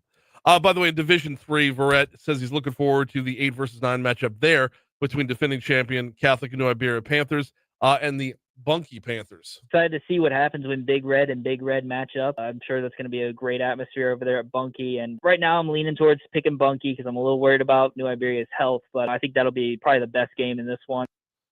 Over in Division IV, LRN turned to Verrett again. He says 2 historically storied programs meet in Monroe as Southern Lab will visit Ouachita Christian. Says this game could go either way. This is a matchup that you would think is in the dome, but it's in the second round, and I'm excited to see what happens with this one. I think the Kittens are getting healthy at the right time. I think OCS might still be reeling a little bit from that Week 10 loss to Oak Grove. Looking forward to it, and you'll catch all the action from 6 to 11 p.m. right here on Talk 107.3 FM with Ken Trahan's original prep football report, brought to you locally by Dr. Pepper and the Harold Perkins Jr. Foundation. Is what the Harold Perkins Jr. tuition program, on Talk 107.3 FM. Meanwhile, over on our sister station, 104.5 ESPN, you'll get Catholic High's game tomorrow night. So, love this time of year. Love this time of year. Once you get into the playoffs and start whittling down, like after that first week of the playoffs, football gets really, really good. So, we got news, traffic, and weather coming your way. Hour 3 is going to be coming up next. Within hour 3, we're going to have some audio talking about the Epstein files being released. What level of confidence do you have that we're going to see anything definitive? Anything that, do we have a smoking gun, as it were?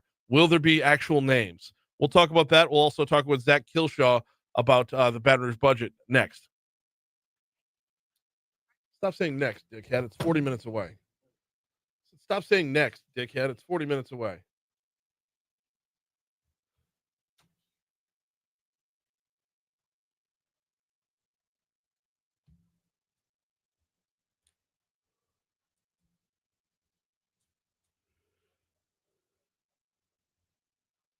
Ooh.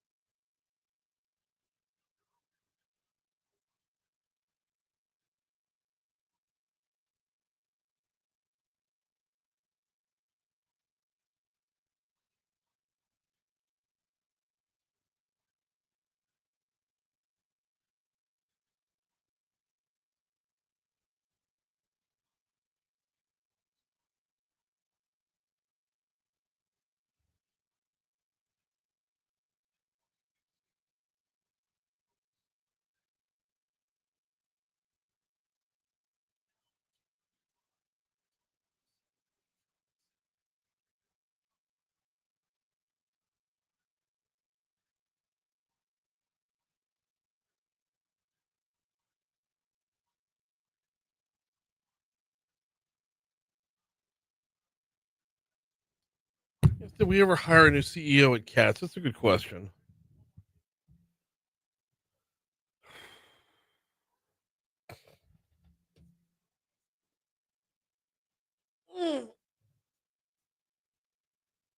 Oh.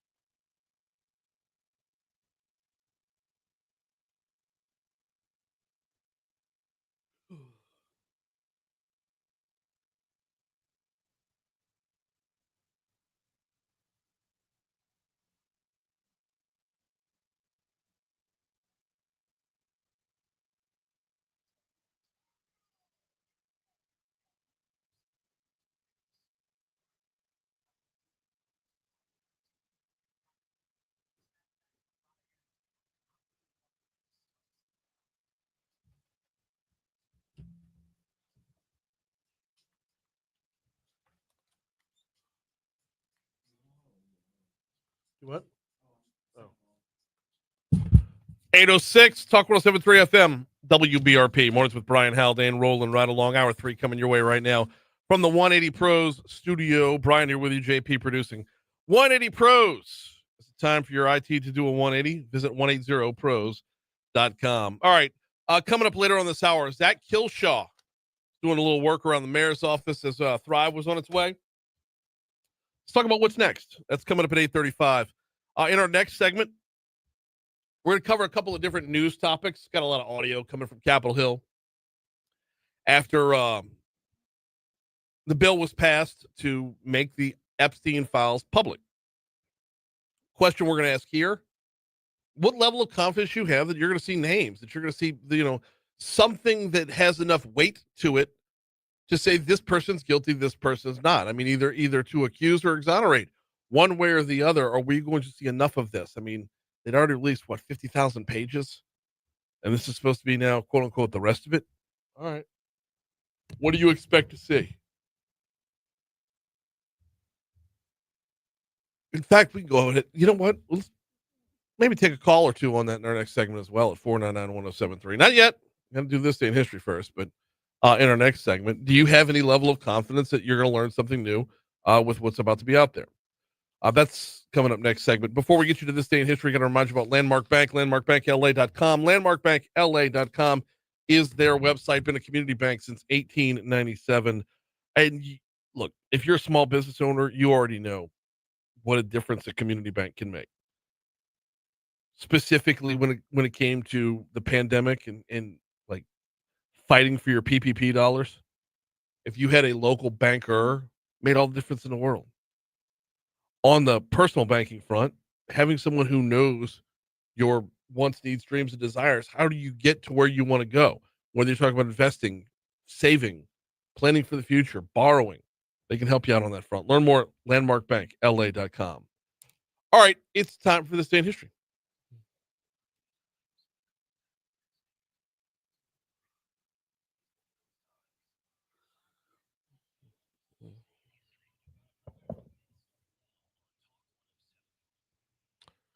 Today, yeah, taking it way back to 1820. Okay. Where a whaling ship was attacked and sunk by a sperm whale in the Southern Pacific. Only 8 of the 20 crewmen eventually survive. Really? Yeah, and it was the inspiration for the novel Moby Dick. Okay. So yeah, inspiration for that book there. This day, 1945, Nuremberg war trials began as 24 Nazi leaders are put on trial before judges representing the victorious Allied powers. Okay. So, Nuremberg trial. Good deal. I think there's a movie out now on Nuremberg. Now? I think so. Yeah. 1958. Puppeteers Jim Henson and his future wife, Jane Nabel, established Muppets Incorporated, now known as the Jim Henson Company. Did not know that either. Yeah. 1975, Ronald Reagan announces candidacy for a Republican nomination for U.S. president. And 1982, Drew Barrymore hosts Saturday Night Live at the age of 7. Oh, wow. 7 years old. Okay. It's wild, right? Yeah. And in 2015, Adele releases her third album, 25. Her third album, 25? Third album, 25. Okay. It was 1921, 25, and 30. I believe that's it. Anyway, let's see. 2022, U.S. President Joe Biden turns 80 years old. Okay. Becoming the first octogenarian So to then it's serve in the country's highest office. then it's Joe Biden's birthday. That's what you're saying. Yeah. And speaking of birthdays, Yep. another let's see, Robert F. Kennedy today. Right? Brother of course, President Mhm. Kennedy. Bo Derek today. Yep. Joe Walsh as well. Let's see, Joel McHale. Okay. Let's see. I know I have one more. Dwayne Allman Brothers. Oh, wow. All right. Wow. Anybody on your end? Yeah, let's see who I got here. I've got, well, I had President Joe Biden, Joe Walsh, but Sean Young's in there. Dierks Bentley's in there as well. Yeah. That was it. Like that, a little country nod. I just have one really notable death. Regarded as one of the greatest authors of all time, Leo Tolstoy. Oh, no kidding. Yep. All right. National days. Yeah, what you got? Future Teachers of America Day. Okay. No, we could roll with that because I've got National Absurdity Day and I don't even know what that means. So, yeah, some of these are so silly. I know. Dumb ones today for sure. Mm. All right. That is this day in history. Presented by 5 Star Printing and Signs every day. Printshop5.com is their website. 271-4096 is their phone number. Danny and his team over at 5 Star doing a bang up job all the time. Hey, look, they do vehicle wraps now. Important reminder, they do vehicle wraps. You know how important branding is, and you're seeing it more and more out there where folks are taking advantage of the idea of getting a vehicle. You don't just get a vehicle for your company. You get it wrapped. I mean, if you're going to have a company vehicle, why not make it, where people can see your branding, remember your name. Printshop5.com, 271-4096. Of course, that's 225-271-4096. All of your printed materials, anything you want to slap your logo on when it comes to merch, and the vehicle wraps are done as well. 271-4096. I got to get the walk around.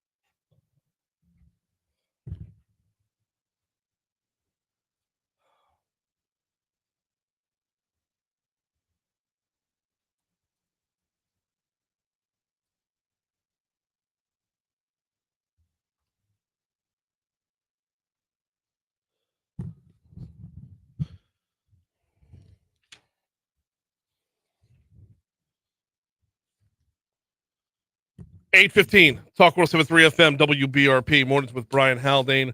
Rolling right along. Going to talk with Zack Kilshaw in our next segment. A little more talk about the budget, where we go from here after Thrive EBR falling short over the weekend.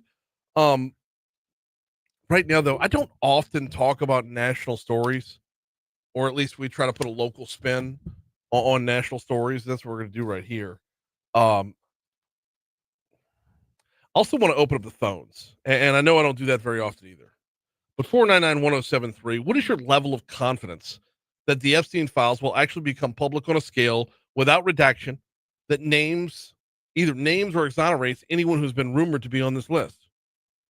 Do you have any level of confidence at all that we're going to learn something and someone will be, there's a few names that are out there that, we've heard repeatedly, but do you have any level of confidence that anybody can be either put in a position where if they're named, okay, well, what do you do with that? And if the name doesn't show up, do you have any level of confidence that anybody can be fully, exonerated, that it may be a name that's been talked about that doesn't show up on any flight logs, never went to the island, that sort of thing? 499-1073. What is your level of confidence that we're going to learn anything about the actual files here?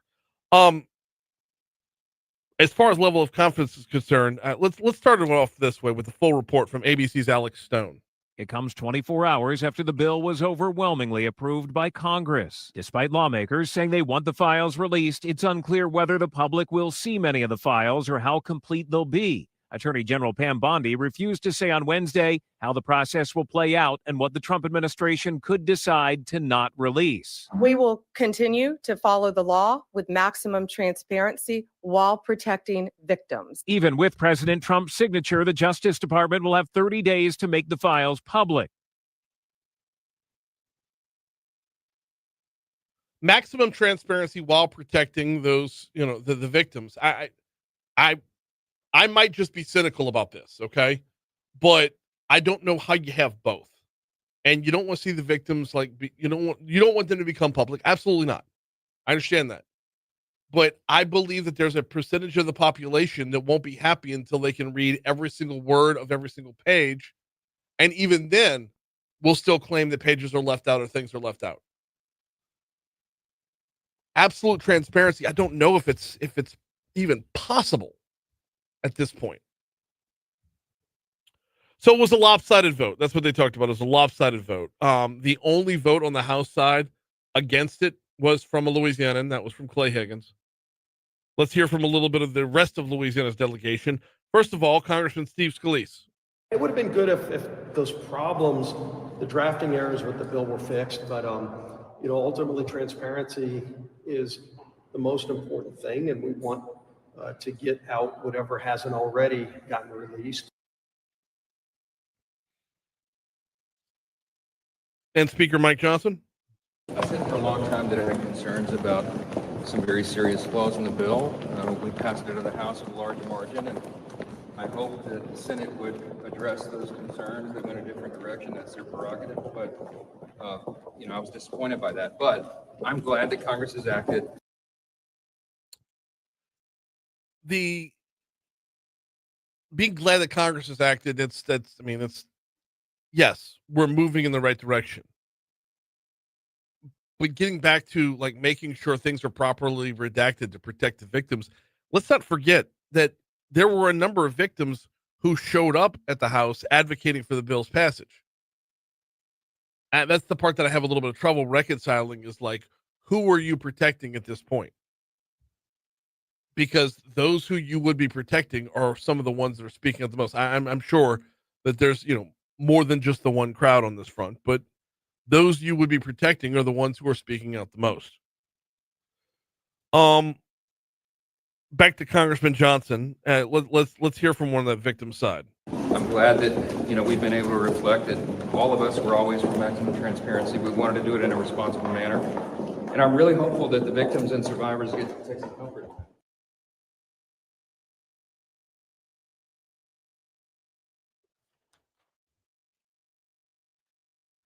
30 days from now, that's what we're looking at, right? That's the maximum amount of time before we're guaranteed to see something. 30 days time.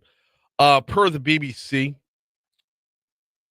who had a great write up on this, said,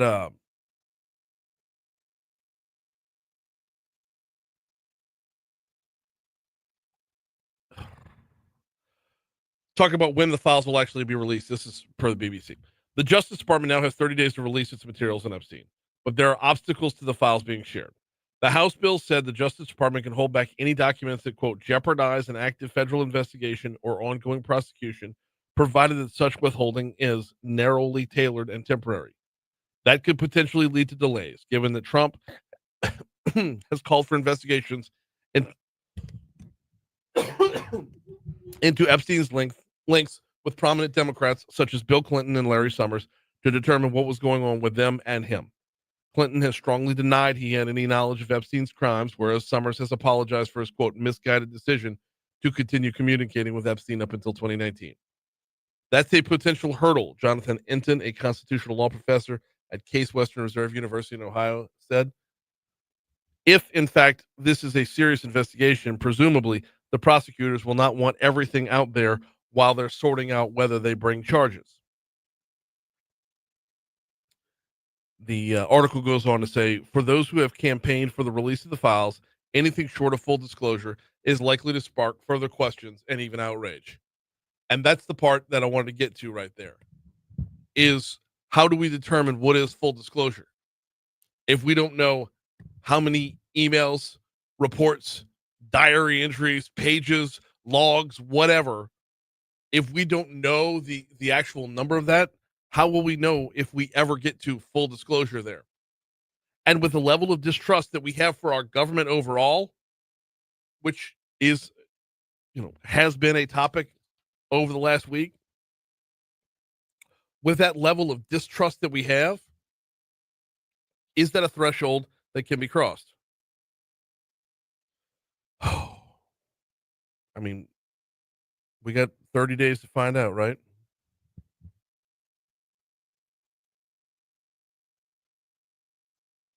Check in on the Facebook Live here. See who's in the chat this morning, and if there's any comments coming back on this front. The 30-day thing, it you will know based off of like the level of obstruction, the level of either things are going to come out or there's going to be excuse making. One of the two, right? Either you're going to start to see like legitimate handing over of documents and everything, or a rush to dust under the rug. One of those two things will be true, right?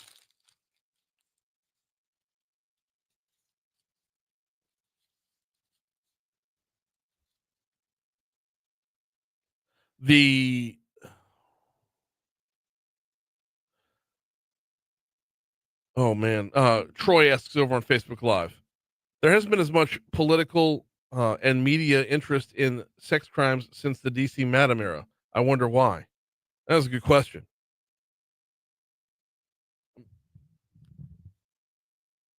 That is a good question.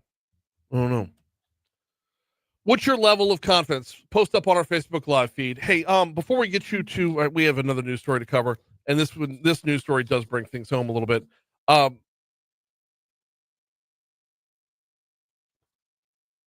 Before we get you to that next news story, though, I do need to remind you about the folks over at Mathern's. Mathern's Rewards, the app is unbelievable, y'all. I use it every time I'm at Mathern's. In fact, I'm working LSU tonight, so I'll probably swing by Mathern's for my dinner. They have new specials every week. This week, Bacheron pecans. You get $1 off a bag of Bacheron pecans. That knocks them down to $6.99. You're also going to get savings on everything you need for Thanksgiving. Whether you're talking about pre-bought stuffing or the melitons or the turkey itself, or what else is going on here? Oh, the injectable marinades from Tony Sashery's. If you fry your turkey, the frying oil is on sale right now. Hit up the Mathern's Rewards app. Earn cash towards more groceries every time you shop. And get yourself ready for Thanksgiving. By the way, catering is still available. I believe you have till the end of this week to get it in if you want to make sure you're taken care of for Thanksgiving.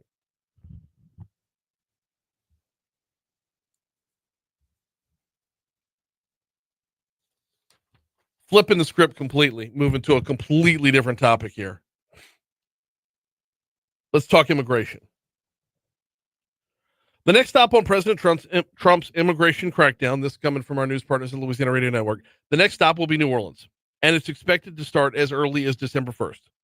As many as 250 Border Patrol agents will be in the region for up to 2 months, fanning out into commercial areas and neighborhoods. Congressman Troy Carter is calling this a political stunt wrapped in badges and guns. These are militarized federal agents who are not trained in municipal laws, not trained in de-escalation in our neighborhoods, do not know our communities, our culture, or our people. So, in a vacuum, I would agree with the congressman on that. I would. They're not trained in handling every day-to-day law enforcement, right? However, haven't we just seen them in Charlotte, North Carolina, and Chicago before that, and a handful of other cities around the country where they've been going in doing this in other places? Have we seen reports of where a lack of training and de-escalation has been a problem from place to place? Or have we seen that these have been, rather, I don't want to say surgical raids, but definitely not the type that, where you're seeing the kind of things that Congressman Carter's worried about in New Orleans? What would be different about New Orleans than any other city they've been to thus far? Carter says Border Patrol agents don't bring a sense of security. Instead, they strike fear in communities. In Chicago, there are reports of helicopter deployments and tactics that look more like a war zone than a neighborhood. I don't know. To me, it's where we're at on this is a spot that, like New Orleans, Governor Jeff Landry was on Fox News about this the other day, talk about how he's all in. If it can help clean up the streets a little bit, if it can help make New Orleans a better place, he's all in. Now, Border Patrol, in prior operations, Border Patrol agents have been recorded on video detaining U.S. citizens. Former New Orleans Police Superintendent Ronald Surpass says those may have been instances where someone was interfering with a law enforcement operation. Those people who are not illegal immigrants, however, have broken the law of obstructing my investigation and arrest of someone who has an order of deportation or a warrant.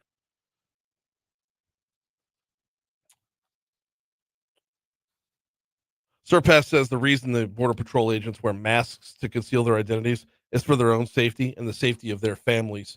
Do you have cut 7 as well? Okay. No, well, you don't need it.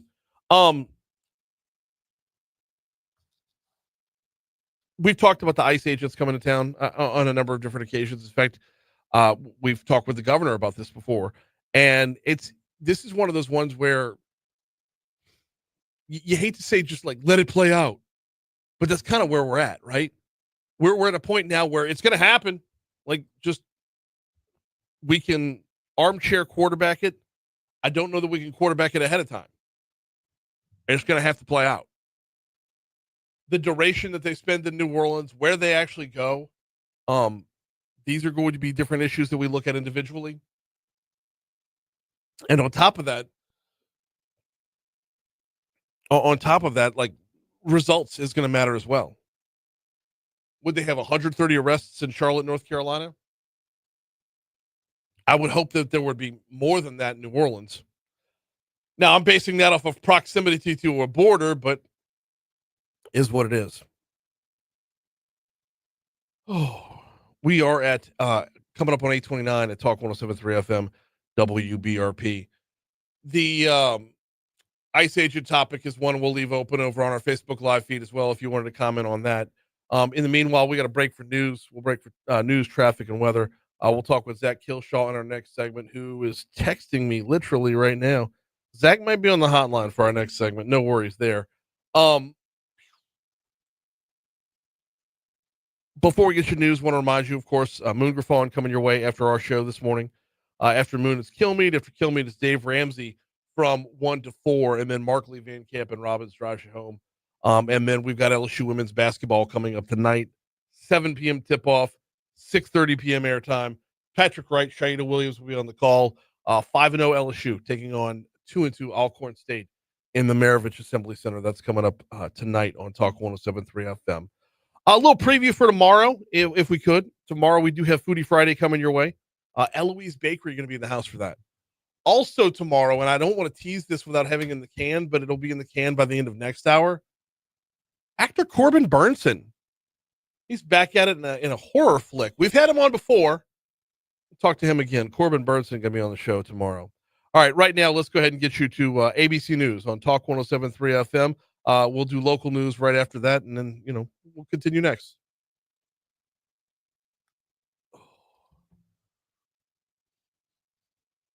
Oh, shit. Cool.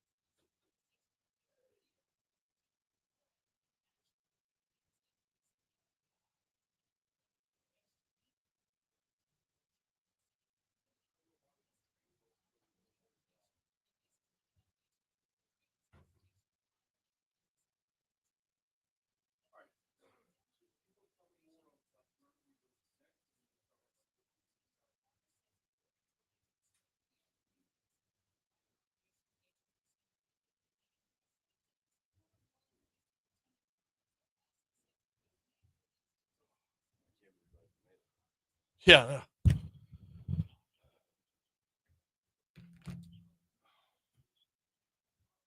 And does your guy want to go earlier tomorrow? I'll check with him. Okay, because I have 7:35 open, and I try to keep in mind that as the morning wears on, more people get to work. Like I want to maximize audience, No, sure. I completely agree. I think because he lives everywhere, it's likely to be 8:15. Okay. Yeah.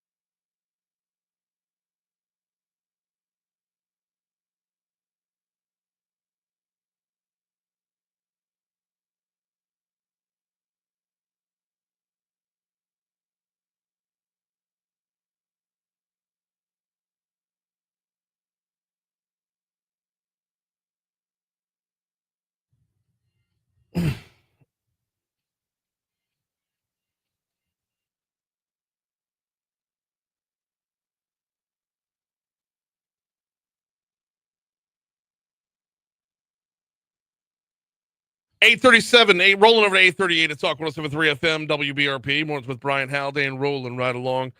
All right, we kind of do a little, we've been doing a lot of unpacking of what went down over last weekend and how we pick up and move on from here without, without any major repercussions. I mean, obviously, there's a lot of right sizing of government that needs to go on. There's going to be a lot of cuts that are on the way.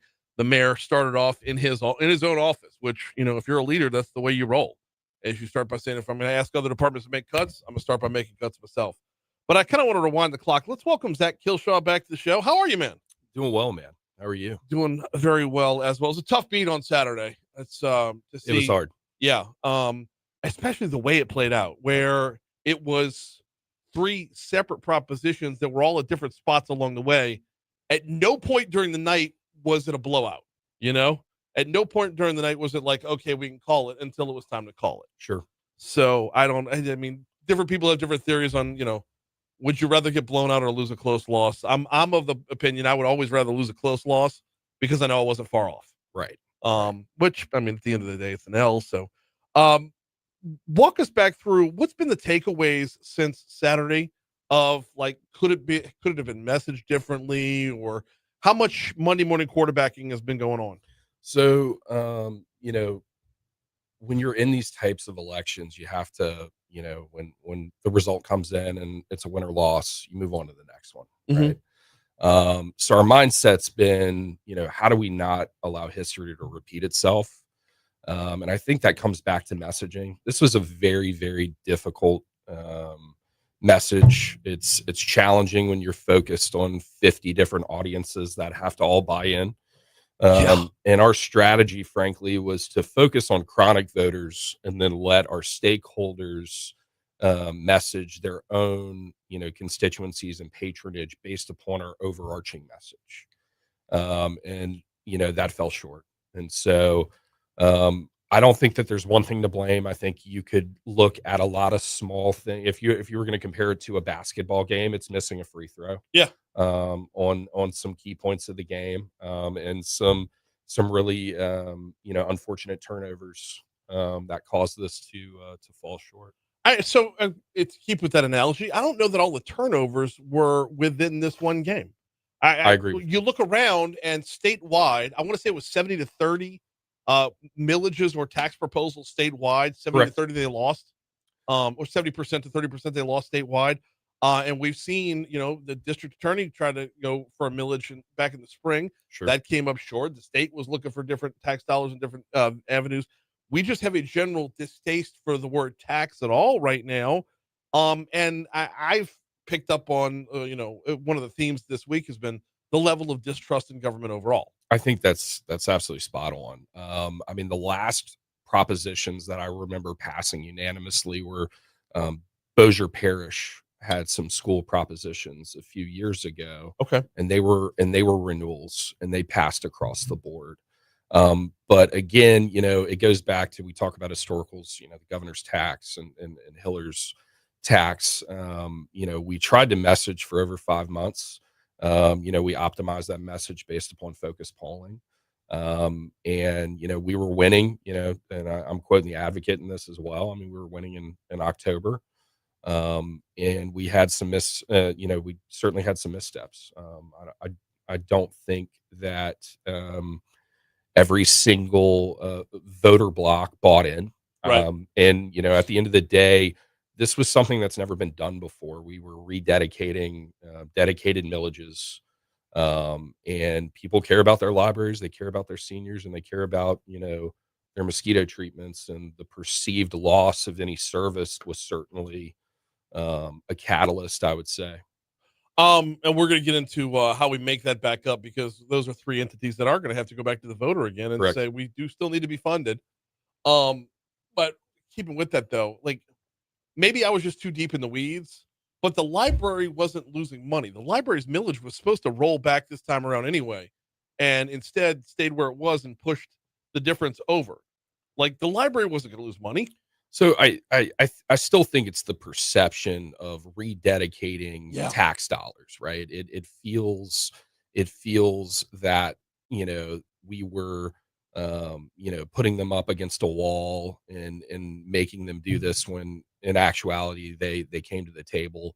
You've heard me say this quote on the program before, but Mary Stein's famous quote during this election process was that if East Baton Rouge Parish is the body and the library is the heart, and the body is dying, we have to do everything in our power to keep the body alive to save the heart. Right. Okay. Well, I mean, if the library is the heart, then the creeks and canals or the are the bloodstream, and those Sure. get backed up pretty quickly, Sure. don't they? Sure. That's, I mean, all right. So let's talk a little bit about, instead of continuing to unpack Saturday, let's talk about moving forward, what we're looking at here, as far as what's already been announced and what's to come.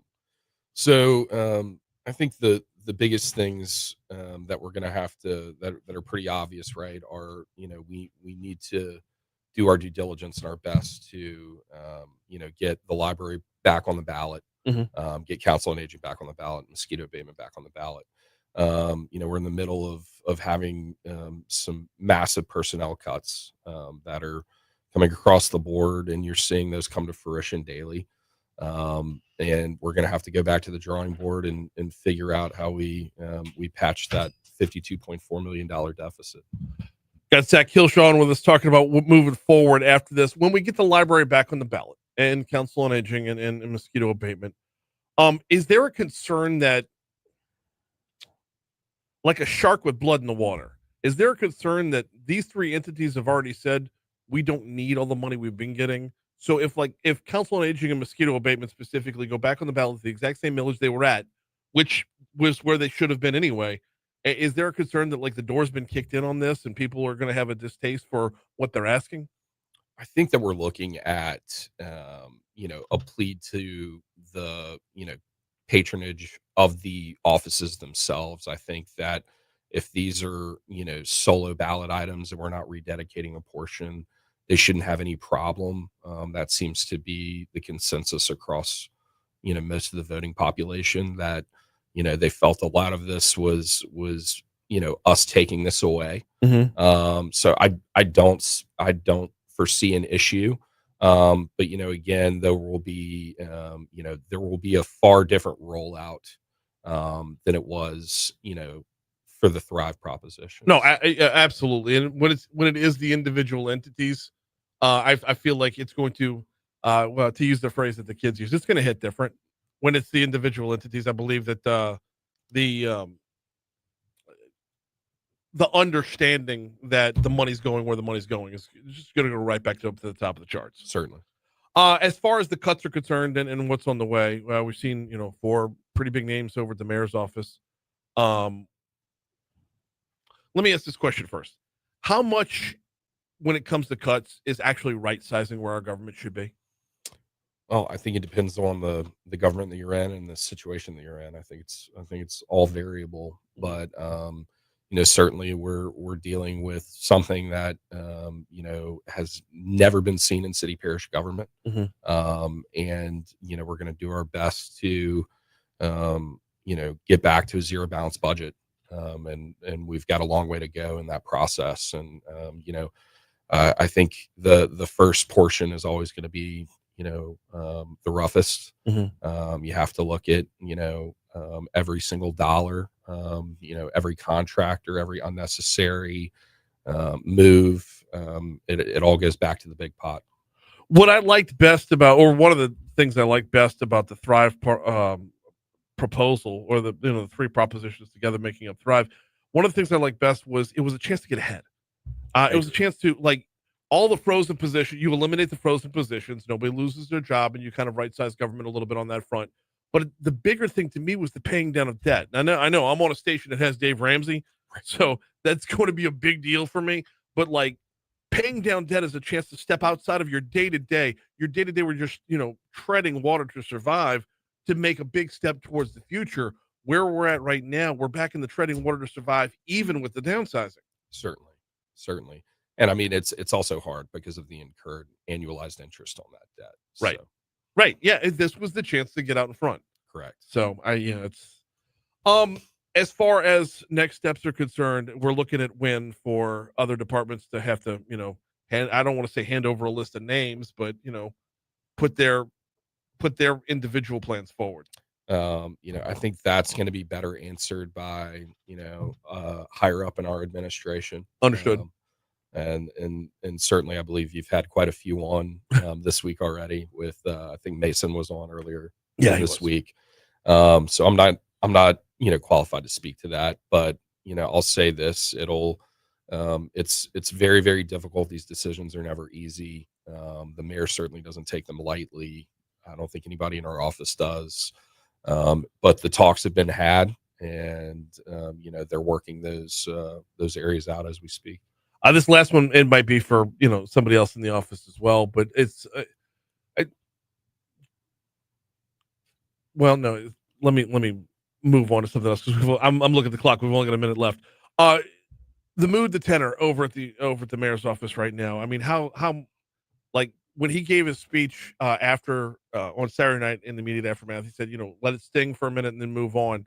Has he gotten back up off the mat? Certainly. I mean, we all have had to, suffer that loss. And, but it kind of goes back to what I said at the beginning of the segment. You win or lose and you have to move on. But it's not that easy, Zach. No, it's certainly not that easy. I mean, you're talking to a campaign guy, here, right? And it's a very difficult thing. But what it means is that we have to get to work. Right. With that avenue is closed, we have to go another avenue, and that's what we're doing right now. He is Zack Kilshaw speaking of talking about the mayor's office and where we go from here. Always appreciate the time, brother. Thank you, buddy. Here is your money now. Great. Very, very good. Yeah, the only other place I was going to go was like other guidelines being put out. Yeah, needs to be put up the pasture. So, yeah, Kilco.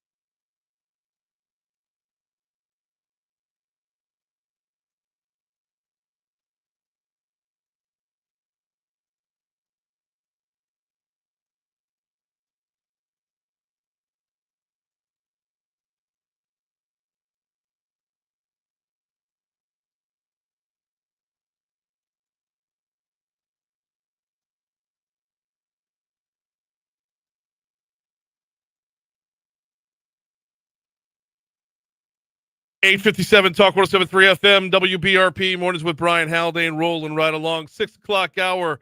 We had the latest on Kiffin Watch 2025. We've got, well, we didn't get to all of the audio then, so I figured why not revisit it now?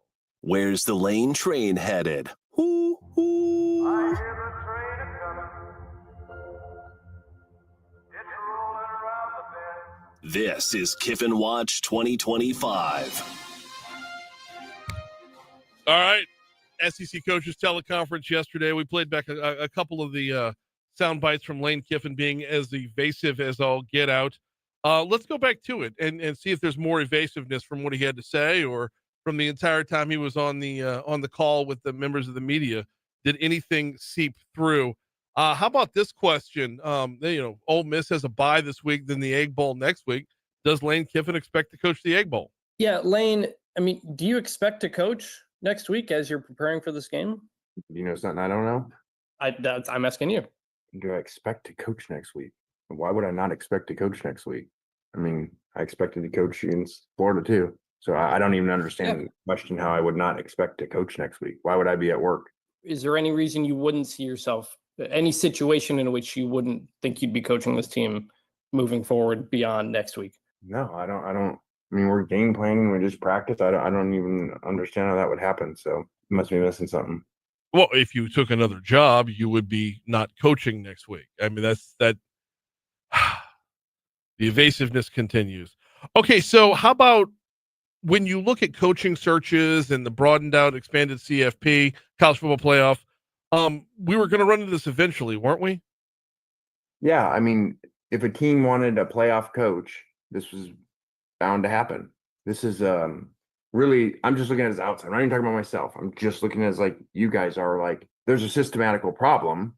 And it used to be players were in it, and they still are a little bit with the portal timing and playoffs and all those things. And look at the Penn State quarterback a year ago and, not letting him play and him having to go in. And I think I would hope everybody in that situation was like, man, that's a systematical issue, calendar issue. So yeah, the subject that you're referring to is probably, until something changes, going to be an issue for years. Kiffin Watch will continue. We're all done for today. We'll see you tomorrow.